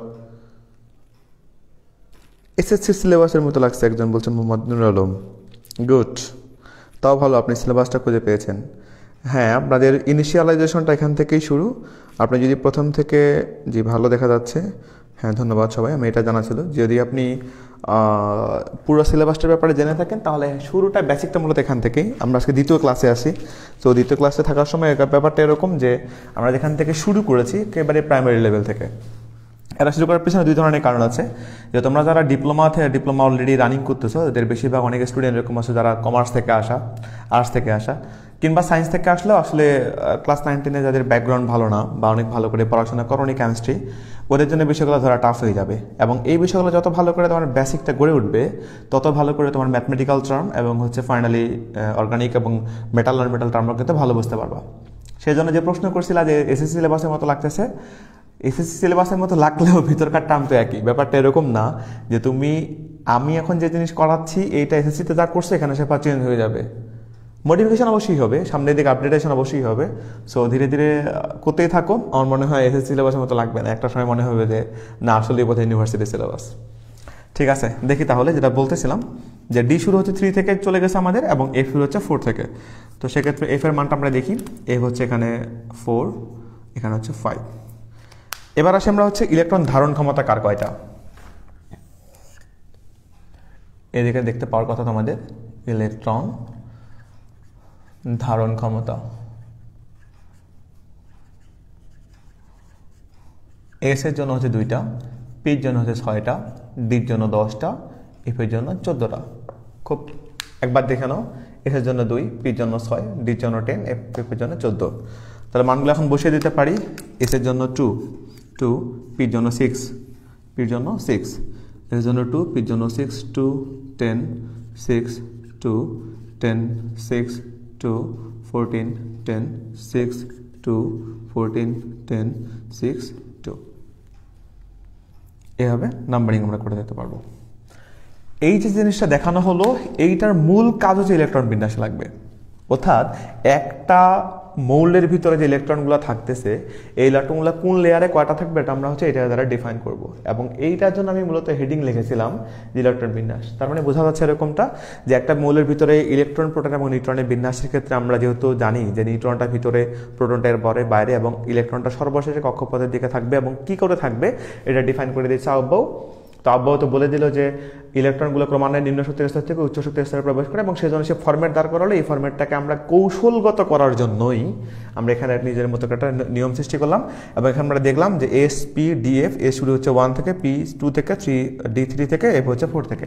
এবং পাওয়ারের ক্ষেত্রে কিংবা ইলেকট্রন ধারণ ক্ষমতার ক্ষেত্রে দেখলাম এস 2, পি হচ্ছে 6, ডি হচ্ছে 10, এফ হচ্ছে 14। এখন আমরা এই জিনিসটাকে অ্যাপ্লাই করে আমরা নর্মালি দেখব যে কিছু মৌলের ভিতরে কয়টা করে ইলেকট্রন প্রবেশ করে। তাই মুছে দিচ্ছি, যাদের লেখা দেখতে এখনো সমস্যা হচ্ছে বা যারা ক্লিয়ারলি বুঝুনি, তুমি যেটা করবা যে ভিডিওটা শেষ হয়ে গেলে ফেসবুকে আপলোড করে দেওয়া হবে, পরবর্তীতে তুমি ভিডিওটা পজ করে করে লিখে নোট খাতায় নোট করে নেবে আর কি। আর যারা অনেকে জানতে চেয়েছো যে আসলে তোমরা পড়াশোনা করবো কি করে, এখনো বুঝে ওঠোনি, তাদের জন্য আলাদা করে বলি যে আলাদা সাবজেক্টের জন্য খাতা নিয়ে নিবে একটা করে। এই উইকের 2টা ক্লাস হলো, এটা হচ্ছে 2টাই কেমিস্ট্রি ক্লাস। তো তোমাদের জন্য কেমিস্ট্রির জন্য তো হচ্ছে একটা করে নোট খাতা রেখে দিবা, যে খাতার কাজ হচ্ছে শুধু কেমিস্ট্রিগুলো নোট করবা। তাহলে এই খাতাটা পরবর্তীতে তুমি যখন অ্যাডমিশনে আসবে গাজীপুর, তখন তোমার এই খাতাটা অনেক হেল্প করবে। ঠিক আছে, তাহলে আমরা এখন ইলেকট্রন বিন্যাস দেখব। সবার আগে খুব ছোট একটা মৌল দেখি, সরা সোডিয়াম 11 নম্বরে আছে। কি করব? সরা যেটা শিখলাম, শাহিন, সুমন, পিএস, পিএস এরকম শিখছি। নাম্বারিং কত থেকে শুরু হবে? 1 থেকে। 1 থেকে শুরু, এস 2 3 4, পি শুরু হবে 2 থেকে, 2 এর পরে 3। ওকে, এবার আমরা মান বসাবো। এস এর মান কত জানি? 2, এস এর মান 2, পির মান 6, এস এর মান 2। গুণে দেখো, 2 2 4, 6 4 10, এখানে 2টা 10 সাথে 12 হয়ে যায়, অথচ আমাদের মান কত আছে? 11 নম্বরে। তার মানে এটা কত হবে? এটা হচ্ছে 1।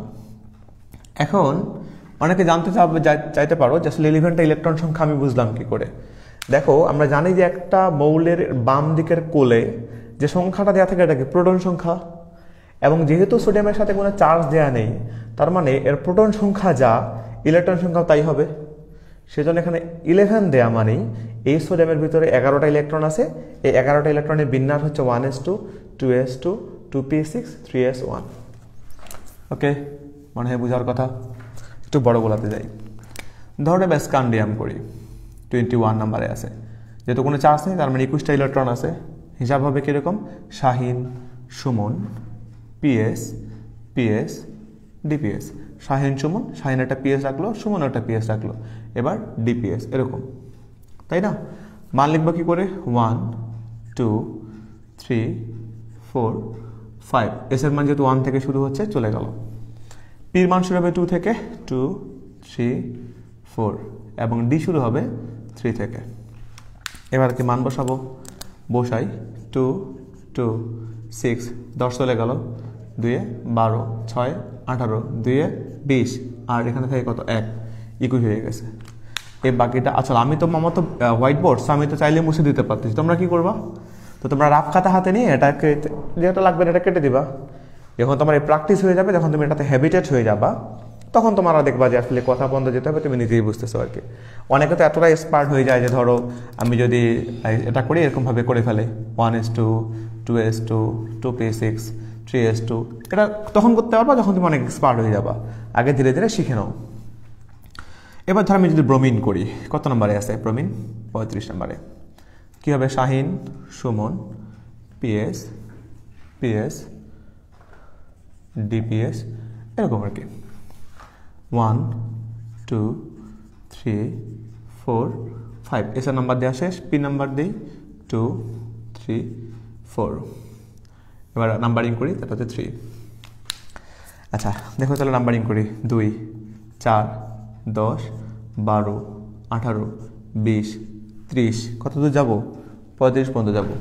পির পাওয়ার যত 6 হয়, 6 তো আর দেওয়া লাগতেছে না, 5 দিলেই কাভার্ড, 35 হয়ে গেছে। আবার হয়তো তোমরা এটুকুন বুঝছো আর কি। এটিটা গেল সাধারণ ক্ষেত্রে আর কি। এখন ব্যতিক্রম হচ্ছে এরকমটা যে আমরা একটু আগে দেখেছিলাম ডি অরবিটালে ইলেকট্রন নেয় কয়টা? 10টা। এরকম দেখেছিলাম। এসে নেয় 2টা, পিতে নেয় 6টা, ডিতে নেয় 10টা এবং এফে নেয় কয়টা? 14টা ইলেকট্রন। ব্যতিক্রম হচ্ছে এই যে ডি অরবিটালটা দেখতে পাই এরকম, ডি অরবিটাল মানে ডি উপশক্তি স্তর কখনো 4টি বা 9টি ইলেকট্রন গ্রহণ করবে না বা করে না। তার মানে ডি অরবিটালে কখনো 4টা ইলেকট্রনও থাকবে না কিংবা 9টা ইলেকট্রনও থাকবে না। আমি একটা প্রথমত এক্সাম্পল দেখাই। আচ্ছা, সেক্ষেত্রে সে কি করবে?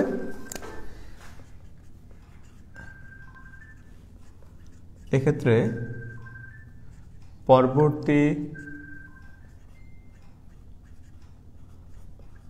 কক্ষপথ থেকে ইলেকট্রন ধার করে নেবে, ধার করে হাফ ফিল বা ফুলফিল হবে।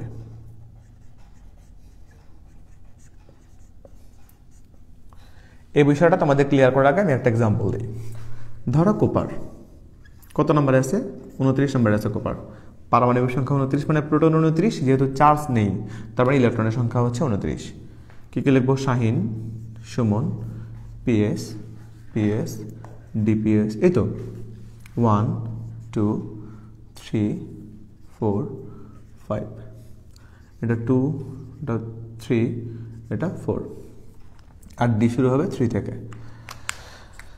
নাম্বারিং করি এখন। 2 4 10 12 18 20 30, 30 যাবে না 29 যাবে, তাহলে কত হবে এখানে? 9। বাকিগুলার লাগতেছে না। এখন 29 যদি দেই আমরা এখানে, তাহলে 3ডির উপর কত পড়লো? 9 পড়লো। কিন্তু আমরা নিয়ম থেকে দেখলাম যে ডি অরবিটাল কখনো 4টা বা 9টা ইলেকট্রন গ্রহণ করে না। তাহলে সেক্ষেত্রে সে কি করবে? এক্ষেত্রে পরবর্তী কক্ষপথ থেকে ইলেকট্রন ধার করে নিয়ে হাফ ফিল কিংবা ফুল ফিল হবে। এখন পরবর্তী কক্ষপথ কোনটা আমরা একটু খেয়াল করি। এই 1 বলতে আসলে কক্ষপথ এটা, 2 বলতে কক্ষপথের পরেরটা, 3 বলতে কক্ষপথ এইটা, এবং এই 4 বলতে কক্ষপথ এটা। তার মানে এই যে 3 কক্ষপথ থেকে আমরা যখন ইলেকট্রন ঘাটতি পড়তেছে, একটা যখন প্রয়োজন হচ্ছে, তখন এই কক্ষপথ থেকে কিন্তু ধার করে আনবে। তার মানে 4 থেকে ধার করবে। তোমরা এই 4 থেকে ধার করার ব্যাপারটা ক্লিয়ার কিনা, কিংবা যা বলা হচ্ছে তার পরবর্তী কক্ষপথ হলেও কিন্তু বিন্যাসের ক্ষেত্রে পরবর্তী কক্ষপথ কিন্তু তার সামনেরটা, এটা ক্লিয়ার কিনা তোমরা এই ব্যাপারটা খুবই ভালো করে বুঝতে হবে। তাহলে সে কি করবে? এই জায়গা থেকে এইটুকুন জায়গা সে রিঅ্যারেঞ্জ করে নেবে, করার পরে 4s কে সে একটা ইলেকট্রন রাখতে দিবে এবং বাকি একটা সে ধার করে নিয়ে 10 করে ফেলবে। এখন দেখো তো ইলেকট্রনের ডির ক্যাপাসিটি কত? ডির ক্যাপাসিটি 10। এখন সে কিন্তু 10টা ইলেকট্রনই রাখছে, যদিও এর কাছে ধার করে নিছে। এই জিনিসটাকে মূলত বলা হচ্ছে ফুলফিল। ক্লিয়ার? তার মানে এর ডি অরবিটালটা সবসময় চায় ফুলফিল হতে। সে যখন দেখে যে 9টা ইলেকট্রন তার কাছে, কিরে আর একটা মাত্র ইলেকট্রন হয়তো সে ফুল হতে পারে, সে কি করবে? তার পক্ষগতিকভাবে প্রয়োজনে ধার নিয়ে আসবে, নিয়ে আসার পর সে ফুল হতে চাইবে। এবার আরেকটা এক্সাম্পল দিই। ধরো ক্রোমিয়ামে আসো, 24 নম্বরে আছে Shahin, Suman, PS, PS, DPS. এই তো 1 2 3 4 2 3, এটা 3তে যাবে। 2 4 10 12 18 20, আর 4 কত? 24। কিন্তু আমরা কি জানি 4 কি হবে? 4 তো হবে না। 4 না হলে এটুকুনকে কি করবে? রিঅ্যারেঞ্জ করে ফেলবে। ঠিক করবে কি করে? 4s এর উপর সে ইলেকট্রন রাখতে দিবে একটা, এবং ডির উপর ইলেকট্রন নেবে সে কয়টা? 5টা নেবে। একটা এখান থেকে ধার করে নিয়ে এখানে নেবে। তার মানে এই ঘটনা ঘটার কারণ হচ্ছে ডি অরবিটাল কখনোই তার কক্ষপথে তার অর্ধ সংখ্যার 1 কম। অর্ধ সংখ্যা মানে কি? তার মধ্যে থাকে হচ্ছে 10। এই অর্ধপূর্ণ সংখ্যা হচ্ছে 10। পূর্ণ সংখ্যা যদি 10 হয় তাহলে অর্ধপূর্ণ সংখ্যা কত? 5। তাই অর্ধপূর্ণ সংখ্যার 1 কম মানে 4, এবং পূর্ণ সংখ্যার 1 কম, পূর্ণ সংখ্যা মানে 10, তার 1 কম মানে কত? 9। কখনোই গ্রহণ করে না। আরেকবার বলছি, ডি অরবিটাল তার পূর্ণ সংখ্যার এক কম কিংবা অর্ধপূর্ণ সংখ্যার এক কম গ্রহণ করে না, এবং সেই ক্ষেত্রে ডি অরবিটাল সর্বদাই হাফ ফিল মানে 5 অর্ধেক পূরণ এবং ফুল ফিল মানে 10 করে রাখতে চায়। সেক্ষেত্রে তার পরবর্তী কক্ষপথ থেকে ধার করে এই কাজটা সে করবে। ইলেকট্রন বিন্যাসটা তোমরা এই পর্যন্ত বুঝছো কিনা আমাকে ফাইনালের সাথে একটুখানি জানাও।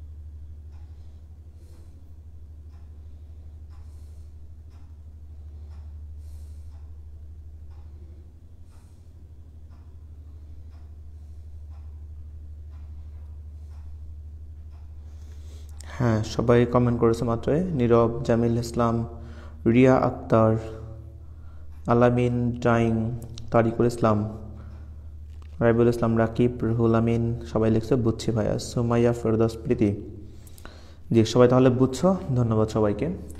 আচ্ছা, এইটা হলো ইলেকট্রন বিন্যাসের একটা কেবলমাত্র নিয়ম। হ্যাঁ, ইলেকট্রন বিন্যাস কিন্তু আমাদের আয়নিত অবস্থায় এরকম হবে না, আর একটু অন্যরকম হবে। আয়নিত ছাড়া আমাদের আরও কিছু ইলেকট্রন বিন্যাস আছে যেখানে আবার ব্যতিক্রম কিছু রুল ফলো করবে। তো ইলেকট্রন বিন্যাস প্রথমত 3 ধরনের বলা যেতে পারে। আমি সামনে যাচ্ছি না, আমার কথাগুলো এমনি আগে শোনো। ইলেকট্রন বিন্যাসকে আমরা বিভিন্ন লেয়ারে পরিণত করব। তোমাদের এই বাকি ভিডিওগুলো তোমরা দেখবা এই বিষয়ের সম্পর্কে যে সলভ ক্লাস দেবো, রেকর্ডেড ক্লাসে তোমাদের ভিডিওগুলো আরও সুন্দর হবে আশাবাদী আমরা। কারণ আসলে রেকর্ডেড ক্লাসে আমরা যেটা করে থাকি সাধারণত ডিএসএলআর ক্যামেরা আসলে রেকর্ডেড ক্লাসগুলো আমরা করতে পারি। তো সেক্ষেত্রে ডিএসএলআর ক্যামেরা নিয়ে আসার পর আমরা এডিট করতে পারি, সেক্ষেত্রে সাউন্ড কোয়ালিটি এবং ভিডিও কোয়ালিটি ভালো হয়। তো তোমরা রেকর্ডেড ক্লাসে তোমরা যেটা পাবা সলিউশন ক্লাসগুলো পাবা। সলিউশন ক্লাস বলতে আসলে আমি মেনশন করে দিচ্ছি কী কী। যেমন তোমাদের যে কটা অধ্যায় ইতিমধ্যে হয়ে গেছে, অধ্যায়গুলো হচ্ছে পদার্থের গঠন এবং পদার্থের অবস্থা, পদার্থের পরিবর্তন, এই অধ্যায়টা হয়ে গেছে। প্রতীক সংকেত যোজনী সম্পর্কে বেশ কিছু আলোচনা হয়ে গেছে এবং পরমাণু গঠন সম্পর্কে বিস্তারিত আলোচনা প্রায় হয়ে গেছে। এখানে আর কিছু জিনিস আছে তোমাদের জানার। তো আমি তোমাদেরকে লাইভে যে জিনিসগুলো বোঝাচ্ছি এটা কিন্তু এর ধরনের জিনিস যেগুলো হচ্ছে ভিতরে কৌশল আছে বা মনে রাখার মতো কিছু জিনিস আছে, এগুলোতে আমি দেখাচ্ছি লাইভে। আর এর বাইরে তোমাদেরকে যে জিনিসগুলো রেকর্ডে ক্লাস দিব সেগুলো হচ্ছে প্রশ্ন কেমন উত্তর কেমন, সহজ কথা। মানে তুমি রেকর্ডে ক্লাসে সেটা দেখবা যে ডুয়েটের আগে কি প্রশ্ন আসছে বা আসলে বইয়ের ভিতরে কীরকম প্রশ্ন আছে। ধরো একটা প্রশ্ন তোমাকে দিলাম, প্রশ্নের উত্তর কি এটা, আর এর আগের কৌশলগুলো রিলেটেড যেহেতু হবে, সো তুমি রেকর্ডের ভিডিওগুলো দেখলেই মোটামুটি বুঝতে পারবো, অবশ্যই বুঝতে পারার কথা। আর এরপর যদি বুঝতে নাও পারো তাহলে আমাদের যে বললাম যে একটা সাপ্তাহিক কিংবা বেশ কিছুদিন পর একটা সেশন হবে, এই সেশনটা হবে অবশ্যই জুম কিংবা গুগল মিটে অথবা এমন একটা প্ল্যাটফর্মে, সিক্রেট গ্রুপ অবশ্যই।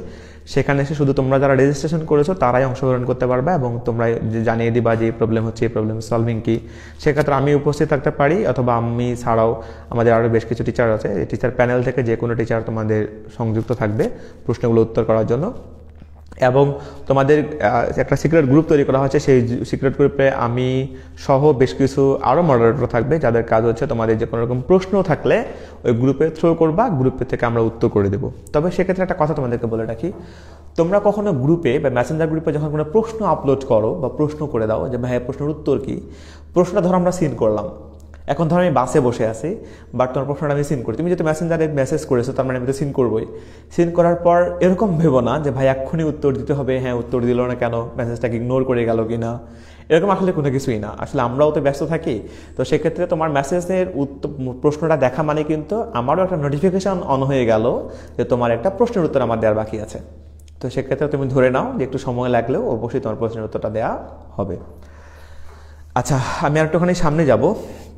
মূলত আজকে কেমিস্ট্রি যদি দ্বিতীয় ক্লাস হচ্ছে, আমি জানি না আর কি যে আসলে সামনের দিকে কতটুকুন তোমরা বুঝতেছো আর কি। আমি এটার ব্যাপারে তোমাদের কাছ থেকে কমেন্টের ওই জন্য ওয়েট না করে বরং আমি হচ্ছে তোমাদের বুঝছি ভাইয়া বলতেই বুঝতেছি কতটুকুন বুঝতেছো।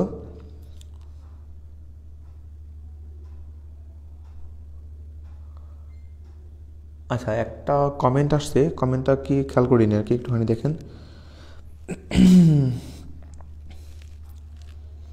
ভাই আমরা তো জানি ডি অরবিটাল অর্ধপূর্ণ, বা আব্দুর রহমান কমেন্ট করেছেন, ভাই আমরা তো জানি ডি অরবিটাল অর্ধপূর্ণ বা পূর্ণ সংখ্যা হয়ে থাকে, কিন্তু আপনি স্ক্যান্ডিয়াম 21-এ 5s হবে না, 3D 0 হবে, কই গেল স্ক্যান্ডিয়াম 21? শাহিন সুমন পিএস ডিপিএসডি, হ্যাঁ 1:2 2:2 2p6 10টা গেল, 3:2 3p6 4:2 20টা 21টা, ভাই ওটা তো ঠিকই আছে।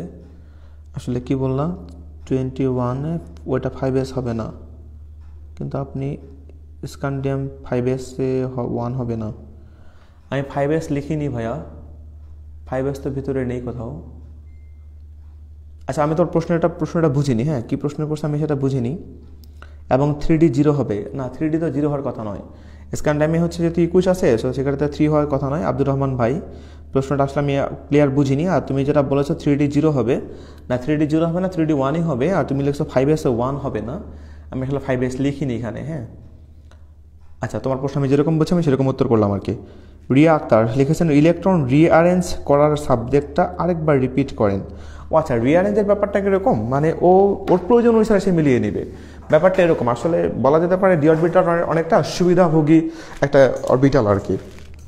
সেজন্য সে করে কি, এখানে দেখো যে ডি অরবিটাল ইলেকট্রন কিন্তু তার 9টা। আসলে আমরা যদি 29টা খেয়াল করি, কোপারে 29টা ইলেকট্রন, মানে অব্যয় যেরকম বলতেছে যে ইলেকট্রনগুলো ক্রমান্বয়ে নিম্ন শক্তির স্তর থেকে উচ্চ শক্তির স্তরে প্রবেশ করবে। সেক্ষেত্রে আমরা যেহেতু জানি যে এটা নিম্ন শক্তির স্তর, তার থেকে বড় এটা, এর বড় এটা, এর বড় এটা, এর বড় এটা, তো আমাদের নিয়ম অনুসারে কিংবা অব্যয়ের রীতি অনুসারে তো প্রথমে ইলেকট্রনগুলো প্রথম কক্ষপথটা ফিল আপ করেই না দ্বিতীয় কক্ষপথে যাবে, তাছাড়া তো যেতে পারবে না। এটা ওরা করতেছে কি দেখো, ডি অরবিটাল আসার পরে 4s2-তে যদি সে 2টা দেয়, তাহলে তার কাছে থাকে কয়টা, 9টা। এখন তার কাছে 9টা থাকলে সে তো জানে যে আমার কাছে 9টা মাত্র আর একটা হলে সে ফুলফিল হতে পারবে। সেজন্য সে করে কি, এই কক্ষপথ থেকে একটা সে ধার করে নেয়, এই কক্ষপথটাকে ধার করে নেয়। সেই জন্য একটা রিঅ্যারেঞ্জিংয়ের কথা বলা হচ্ছে। আমি এটাই বলতেছি যে প্রথমে এই কক্ষপথ ইলেকট্রন 2টা, এর কক্ষপথ ইলেকট্রন, এর কক্ষপথ ইলেকট্রন। এখন এটার জন্য ডি ইলেকট্রন কয়টা, ধরো 9টা, 3 6 7 8 9টা, মনে করো 9টা ইলেকট্রন আছে। এখন সে কী করবে, এক্সের কক্ষপথে যেহেতু 4 নম্বর কক্ষপথে ইলেকট্রন কিন্তু 2টা, এখানে একটা এখানে একটা, তো এটাকে সে টেনে নেবে, টেনে নেওয়ার পর এখানে একটা ইলেকট্রন রেখে এখানে ভিতরে ইনক্লুড করাই দিবে, এখানে ভিতরে ইনক্লুড করাই দিবে, ইনক্লুড করে সে কী করবে, 10 বানাবে। ও তার রিঅ্যারেঞ্জটা হচ্ছে এটা, রিয়াক্টার কমেন্টার উত্তর হচ্ছে এরকম তোমার, যে রিঅ্যারেঞ্জের ব্যাপারটা হচ্ছে ডি অরবিটাল যখন সে 9টা কিংবা যখন 4টা ইলেকট্রন দেখে, তখন সে খুব দ্রুত ফুলফিল হতে চায়, মানে সে চায় আসলে 9টা কেন, আমি 10টা হবো, আমি 4টা কেন, আমি 5টা হয়ে যাবো, এরকমটা ওটা ওয়ান্ট আর কি। সেজন্য সে কী করে, পরবর্তী যে কক্ষপথ আছে কক্ষপথ থেকে ধার করে নিয়ে আসে। এবং তোমরা অনেকেই প্রশ্ন করবা যে আসলে এটা অনেক প্রশ্ন এখানে ভিতরে রয়ে থেকেই যায়, যে আসলে ইলেকট্রনটা এখান থেকে লাফিয়ে এখানে আসবে কেন, ইলেকট্রনগুলো এখান থেকে এখানে যায় কেন। তোমাদেরকে একটা উত্তর এখানে বলে রাখি, আমরা যদি রাদারফোর্ডের মডেল পড়বো, তারপর নিলস বোর্ডের মডেল পড়বো, ওখানে আমরা দেখবো যে ইলেকট্রনগুলো কখনো কখনো নিম্ন শক্তির স্তর হতে শক্তি সঞ্চয় করে উচ্চ শক্তির স্তরে গমন করতে পারে, কিংবা উচ্চ শক্তির স্তর থেকে শক্তিটাকে রিলিজ করে দিয়ে বা শক্তিটাকে ছেড়ে দিয়ে নিচের শক্তির স্তরে সে গমন করতে পারে। এই ক্ষমতা ইলেকট্রনের আছে। তখন তুমি দেখবা যে আসলে কী করে ইলেকট্রনগুলো এখান থেকে এখানে টেনে নিচ্ছে আর কি। আমার রিয়াক্টারের প্রশ্নটা উত্তর পেয়ে গেছো যতটুকু মনে হচ্ছে আর কি। আমি একটুখানি সামনে যাওয়ার আগে একটুখানি দেখে নিই আসলে তোমাদের পরবর্তী অবস্থা কি।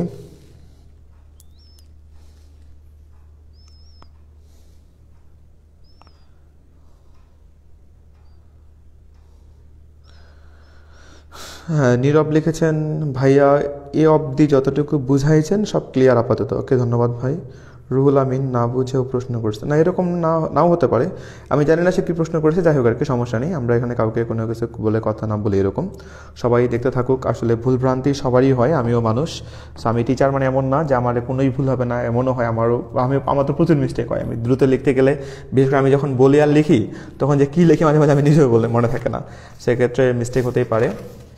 সবাই মানুষ, আমরা ভুলের ঊর্ধ্বে কেউই নই, আমরা মার্জিত থাকি, সমস্যা নেই। আমি সামনের দিকে যাবো এখন।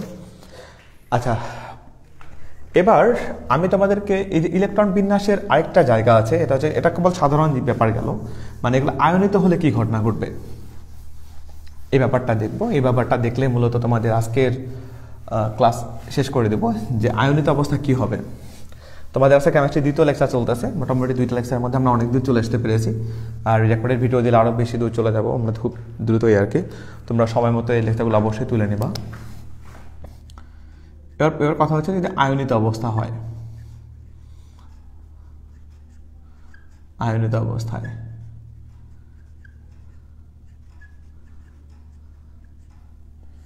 ইলেকট্রন বিন্যাস।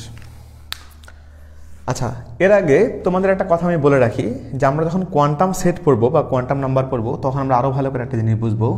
তোমাদের যে কক্ষপথের কথা বলা হচ্ছে, এই কক্ষপথের সম্পর্কে ক্লিয়ার ধারণার জন্য আমাদের যেটা জানতে হবে এটা হচ্ছে কক্ষপথ এবং উপকক্ষপথ বা শক্তি স্তর এবং উপশক্তি স্তর।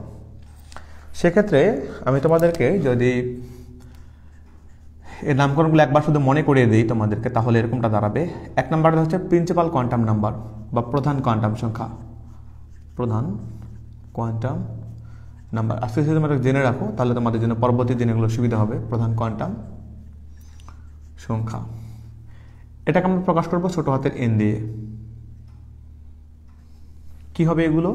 কে, L, M, N, O, P, Q, আর।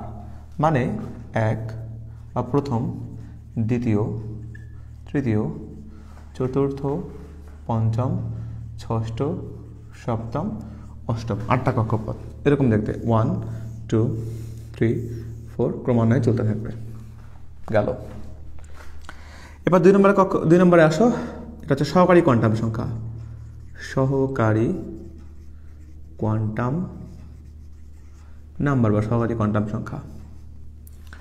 ইংলিশে প্রধান কোয়ান্টাম সংখ্যাটাকে মূলত বলা হয়ে থাকে principal quantum number, principal quantum number, প্রধান কোয়ান্টাম সংখ্যা। আর এটাকে বলা হয় অ্যাজিমুথাল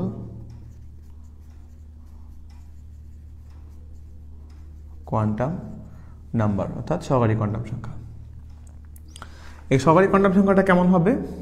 এটা হচ্ছে ভিতরের অংশগুলোকে বোঝানো হবে, এস, পি, ডিএফ, এই 4টা।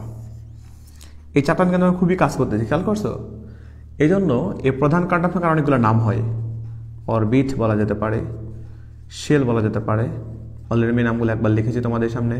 কক্ষপথ বলা যেতে পারে, সবগুলো জিনিস কিন্তু একই জিনিস। আচ্ছা, বা শক্তি স্তর বলা যেতে পারে। তাহলে এখান থেকে যদি আমরা নামগুলো এখানে পাল্টায় নিয়ে আসি কি হবে? অরবিট যেটা আছে, অরবিটের নাম এখানে আসার পর হবে অরবিটাল, মানে যে শক্তি স্তরের কথা বলেছিলাম, তাহলে এখানে আসার পর এটা হবে উপশক্তি স্তর। কক্ষপথ যেখানে আছে, এটা যদি এখানে আসে নাম কি হবে? উপকক্ষপথ। শেল যেটা আছে, যদি এখানে নাম আসে তাহলে এখানে নাম কি হবে? সাবশেল। আপনারা বুঝতে পারার কথা। এবং এই যে এসপিডিএফ আছে, এগুলো আসলে বলতে বোঝাচ্ছে কি জিনিসটা একটুখানি খেয়াল করো। আমি যদি তোমাদেরকে বলি, মনে করো একটা বিল্ডিং, এটা একটা, এই বিল্ডিংয়ের 8টা ফ্লোর আছে, নিচতলা, দোতলা, 3 তলা, 4 5 6 7 8। ভালো করে বুঝিও। এই 8টা বিল্ডিং যদি হয়, মানে 8টা যদি ফ্লোর হয় বা 8টা যদি তলা হয়ে থাকে, এই 8টা তলার ভিতরে কিছু সেগমেন্ট করা আছে। সেগমেন্টগুলো কীরকম? প্রথম যে তলাটা আছে, তলাতে অন্য কোনো সেগমেন্ট নাই, শুধু এস। পরবর্তী যে সেগমেন্টটা আছে ওটাতে শুধু লেখা আছে এস এবং পি। তার মানে এস আলাদা একটা ইউনিট এবং পি আলাদা একটা ইউনিট। যেখানে এস ইউনিটে মনে করো লোক সংখ্যা থাকতে পারবে 2 জন এবং পি ইউনিটে লোক থাকতে পারবে মনে করো 6 জন। 3 নম্বর যে কক্ষপথ আছে, অর্থাৎ 3 নম্বর যে তলা আছে, 3 তলা, এটা 3টা কক্ষপথ রাখা হয়েছে, 3টা ইউনিট, একটা এস, একটা পি, একটা মনে করো ডি। এসে তো লোক থাকতে পারে 2 জন, পিতে লোক থাকতে পারবে 6 জন এবং ডিতে লোক থাকতে পারে 10 জন। তাহলে কয়জন হলো দেখো তো? 10 আর 6 16 দিয়ে 18। 4 তলাতে আসো, এখানে থাকতে পারবে এস, থাকতে পারবে পি, থাকতে পারবে ডি, থাকতে পারবে এফ। 4টা আলাদা আলাদা ইউনিট করা হয়েছে। এফে থাকতে পারে 14 জন লোক, ডিতে থাকতে পারে হচ্ছে 10 জন লোক, পিতে থাকতে পারে 6 জন, এসে থাকতে পারে 2 জন। তাহলে সুবিধা কি বা একটা কাজ কি? মনে করো তুমি একটা লোকে খুঁজতেছ। ধরো তুমি জানো যে একটা লোক বসবাস করে 3 বা 4, একটা লোক বাস করে মনে করো 4D7-এ। একটা লোককে তুমি খুঁজতেছো যার সর্বশেষ নাম্বার হচ্ছে 4D7। আমাদের কিন্তু এটা একটা ইলেকট্রন। ঘটনাটা এরকম যে 4D6 আলাদা একটা ইলেকট্রন, 4D5 আলাদা একটা ইলেকট্রন, 4D4ও কিন্তু আলাদা একটা ইলেকট্রন। তা আমরা 44, 45, 46, 47কে যদি খুঁজি, কোথায় এসে খুঁজবো? নিচতলায়, দোতলায়, 3তলায়, নাকি 4তলায়, নাকি 5, 6, 7, 8 খুঁজবো? তো ব্যাপারটা আরেকটু ক্লিয়ার করলে এরকমটা, মনে করো তুমি একটা হোস্টেলে থাকো। এখন ধরো এক্সাম্পল দিচ্ছি, তুমি মনে করো একটা হোস্টেলে থাকো, হোস্টেলটার নাম ধরো কাজী নজরুল ইসলাম হোস্টেল। এই হোস্টেলে ধরো তোমার রুম নাম্বার হচ্ছে 305 নাম্বার রুম। আর কিচ্ছু মনে করো আমি জানি না, শুধু আমি জানি যে তোমার নাম, ধরো তোমার নাম রানা। এই রানা তুমি হচ্ছে থাকো 305 নাম্বার রুম কেএনআই হলে, মানে কাজী নজরুল ইসলাম হল, যেটাকে আমরা সংক্ষেপে কি বলি, কেএনআই হলে। এখন বলো তুমি যে তোমার সম্পর্কে আমি যদি কিছুই না জানি, না তোমার কাছে ফোন নাম্বার, না আমি তোমাকে কোনো দেখছি, কোনো কিছুই না, এখন তোমাকে আমি খুঁজে বের করবো কি করে? আমি যখন দেখলাম যে তুমি কেএনআই হলে থাকো, তার মানে তোমার কেএনআই হলের বিল্ডিংয়ে 305 নাম্বার, মানে অবশ্যই 3তলায় তুমি থাকো, এটা আমি ফিক্সড। তার মানে যদি তোমাকে এই 305টা না জানতাম, শুধু যদি জানতাম তুমি কেএনআই হলে থাকো, তাহলে তোমাকে ধরে নাও কেএনআই হলটা 8তলা, তার মানে এই 8তলার প্রত্যেকটা রুম তোমাকে খুঁজে বের করতে হতো যে তুমি আসলে কোথায় আছো। যখন আমি এইটুকুন জানলাম যে তুমি 305-এ আসো, তার মানে 3তলাটা ফিক্স। উপরে তিনের উপরে যে ফ্লোরগুলো আছে 4, 5, 6, 7, ওগুলোতেও খুঁজতে হবে না। 3-এর নিচের যে ফ্লোরগুলো আছে সেগুলোতেই খুঁজতে হবে না। জাস্ট ওই 305-এর এই 3 দেখেই বুঝলাম যে তুমি 3তলাতে আসো। এই 305-এর জায়গায় তুমি 308 নাম্বার রুমেও থাকো, তাতে কিন্তু সিমিলার সিস্টেম, তোমাকে 3তলা খুঁজলেই হচ্ছে। ব্যাপারটা এখানে এরকম যে এই 4 শব্দটা আসার পরেই বা 4 ওয়ার্ডটা আসার পরেই আমাদেরকে ডিফাইন করে দিল অন্য কোনো ফ্লোরে নয়, শুধুমাত্র এই ফ্লোরটাতে সে বাস করে। ক্লিয়ার? খুবই ক্লিয়ার হওয়ার কথা। এরপরে আসো 305। এবার মনে করেন আমি 3তলায় উঠলাম, উঠে দেখলাম যে অনেকগুলো রুম, এই পাশ থেকে শুরু, ওই পাশে, ওই পাশে, ওই পাশে, অনেক দূর পর্যন্ত রুম। এখন দেখতেছি এখানে 301 থেকে শুরু করে প্রায় 390 নাম্বার পর্যন্ত রুম। মনে করো 90টা রুম আছে একটা ফ্লোরে। কারণ আমি কি চিন্তা করবো যে 90টা রুমকে দেখা সম্ভব? তাহলে আমি যদি যখন সিঁড়ি থেকে ওঠার পর কিংবা লিফট থেকে নামার পর আমি যদি এটা ডিফাইন করতে পারি যে 305 আসলে কোন দিকে, যে পাশ থেকে উঠলাম এখান থেকে ডান দিকে, ওই দিকে, না আমি যে দিকে আছি ঠিক এই দিকে, নাকি বাম দিকে, অর্থাৎ যদি 4 দিকে 4টা ইউনিট থাকে, তাহলে এরকম যদি বলি যে ডান দিকে আছে 301 থেকে 320, অপোজিটে আছে 321 থেকে 340, তার উল্টা দিকে আছে অর্থাৎ বাম সাইডে আছে 341 থেকে 360, এবং আমি যে সিরিয়ালে আছি সেটা আমার 360 থেকে 380 বা 390 পর্যন্ত। তাহলেই কিন্তু খুব দ্রুত খুঁজে পাবো। এবার ধর আমাকে কেউ যদি এসে বলে দেয় যে ভাই আপনি কত নাম্বার রুম খুঁজতেছেন, আমি বললাম 305। সে যদি বলে দেয় যে পশ্চিম পাশে দেখেন, পশ্চিম পাশে ব্লকেই পাওয়া যাবে 305, তাহলে আমার বাকি 80টা বা 90টা রুম কিন্তু খুঁজতে হবে না, মানে মোটামুটি 20টা রুম খুঁজলেই পেয়ে যাবো 305, যেহেতু বলে দিলে পশ্চিম পার্টে, অর্থাৎ পশ্চিম পার্টিকে আমি দেখে নিতে পারবো। এই কাজটা মূলত এখানে করা হয়েছে। এই 4 বলতে তো বোঝাচ্ছে 4 নম্বর কক্ষপথ, এবং ডি বলতে বোঝাচ্ছে যে এস, পি কিংবা এফ এ নয়, অনলি ডি। মানে ব্যাপারটা ক্লিয়ার হওয়ার কথা। এরপর ধরো পশ্চিম পার্ট খুঁজে তোমাকে বের করলাম, হ্যাঁ 305 নম্বর রুম পেয়ে গেছে। এখন দেখলাম তোমার রুমে 4 জন বর্ডার ঘুমায়, এটা একটা রুম তোমার, এখানে একজন বর্ডার, এখানে একজন বর্ডার, এখানে একজন বর্ডার, এখানে একজন বর্ডার। আমি তো জানি না তুমি কোথায় আছো। এবার ধরো তোমাদের যদি ব্যাসের নামকরণ করে এভাবে থাকে, ধরো এটার নাম যদি হয় এ, এটার নাম বি, এটার নাম সি, এটার নাম যদি ডি হয়, ধরো তোমার পাশে লেখা আছে 305 সি, তার মানে 305 নাম্বার রুমে তুমি সি নাম্বার বেডে আসো, তাহলে তোমাকে খুঁজে বের করা কিন্তু আরো একটু সহজ হয়ে গেল। এই কাজটা এখানে করা হচ্ছে। ডির মান যখন দেওয়া আছে 7, তার মানে ডিতে যে 10টা ইলেকট্রন আছে, এই 10টা ইলেকট্রনকে সেগমেন্টেড করা আছে এরকম। এটা হুন্ডের নীতি, আমি এটা দেখাবো তোমাদেরকে পরবর্তী ক্লাসগুলোতে, তোমরা এটা পাবা।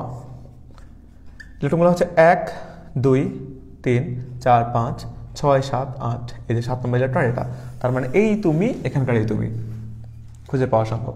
তার মানে 305C পশ্চিম, 305C পশ্চিম, এটুকুন বলা হলে আমাকে কিচ্ছু করতে হবে না। 3 তলায় উঠবো, পশ্চিম দিকে ঢুকবো, পশ্চিম দিকের ব্লকে 305 নম্বর রুমে ঢুকবো, সি নাম্বার বেড তোমার, ওকে তোমাকে খুঁজে পাওয়া সম্ভব। এটা হচ্ছে একটা টেকনিক। মূলত এই কাজটাই করা হচ্ছে যে একটা পরমাণুর ভিতরে একটা মৌলের ভিতরে ইলেকট্রনগুলো কোথায় কোথায় থাকবে, এই জিনিসটাকে ডিফাইন করার জন্য আমাদের প্রয়োজন হয় ইলেকট্রন বিন্যাস। আমরা বুঝতে পেরেছো তোমরা? অনেকেই জানতে চাও এই ব্যাপারটা আসলে এটা জিনিসটা কি, 4DF, 4D6, 4D5, যে আমরা করবোটা কি, মূলত একটা আলাদা আলাদা একটা ইলেকট্রনের আইডেন্টিফিকেশনটা জানার জন্য এই কাজটা করা হয়ে থাকে। তো আজকে ক্লাস এই পর্যন্ত থাকবে। অলরেডি 1.5 ঘন্টা প্লাস হয়ে গেছে, বা 1.5 ঘন্টার মতো হচ্ছে, হয়তো প্লাস হয়নি, প্রায় 1.5 ঘন্টা অ্যাপ্রক্সিমেট। সো আজকে এই পর্যন্তই থাকবে। তোমাদের পরবর্তী লেকচার শুরু হবে আজকে হচ্ছে কি বার, আজকে তোমাদের বার হচ্ছে বুধবার, তাই তো? তোমাদের পরবর্তী ক্লাস হচ্ছে শনিবার। তোমাদের ক্লাসের ডেটগুলো আবার বলে রাখি, শনি সোম বুধ 3 দিন হবে ক্লাস। ক্লাসগুলো আপাতত হচ্ছে, আচ্ছা তোমাদের শেষে কিছু কমেন্ট আমার দেখা দরকার একটুখানি। রুহুল আমিন না বুঝে, আচ্ছা এটা দেখলাম। জান্নাতুল ফেরদৌস ইমা, বোঝানোর কৌশলটা খুবই চমৎকার, অনেক সহজ হয়ে গেল, ধন্যবাদ ভাইয়া। আমিও একমত। আচ্ছা যাই হোক, একমত থাকেন।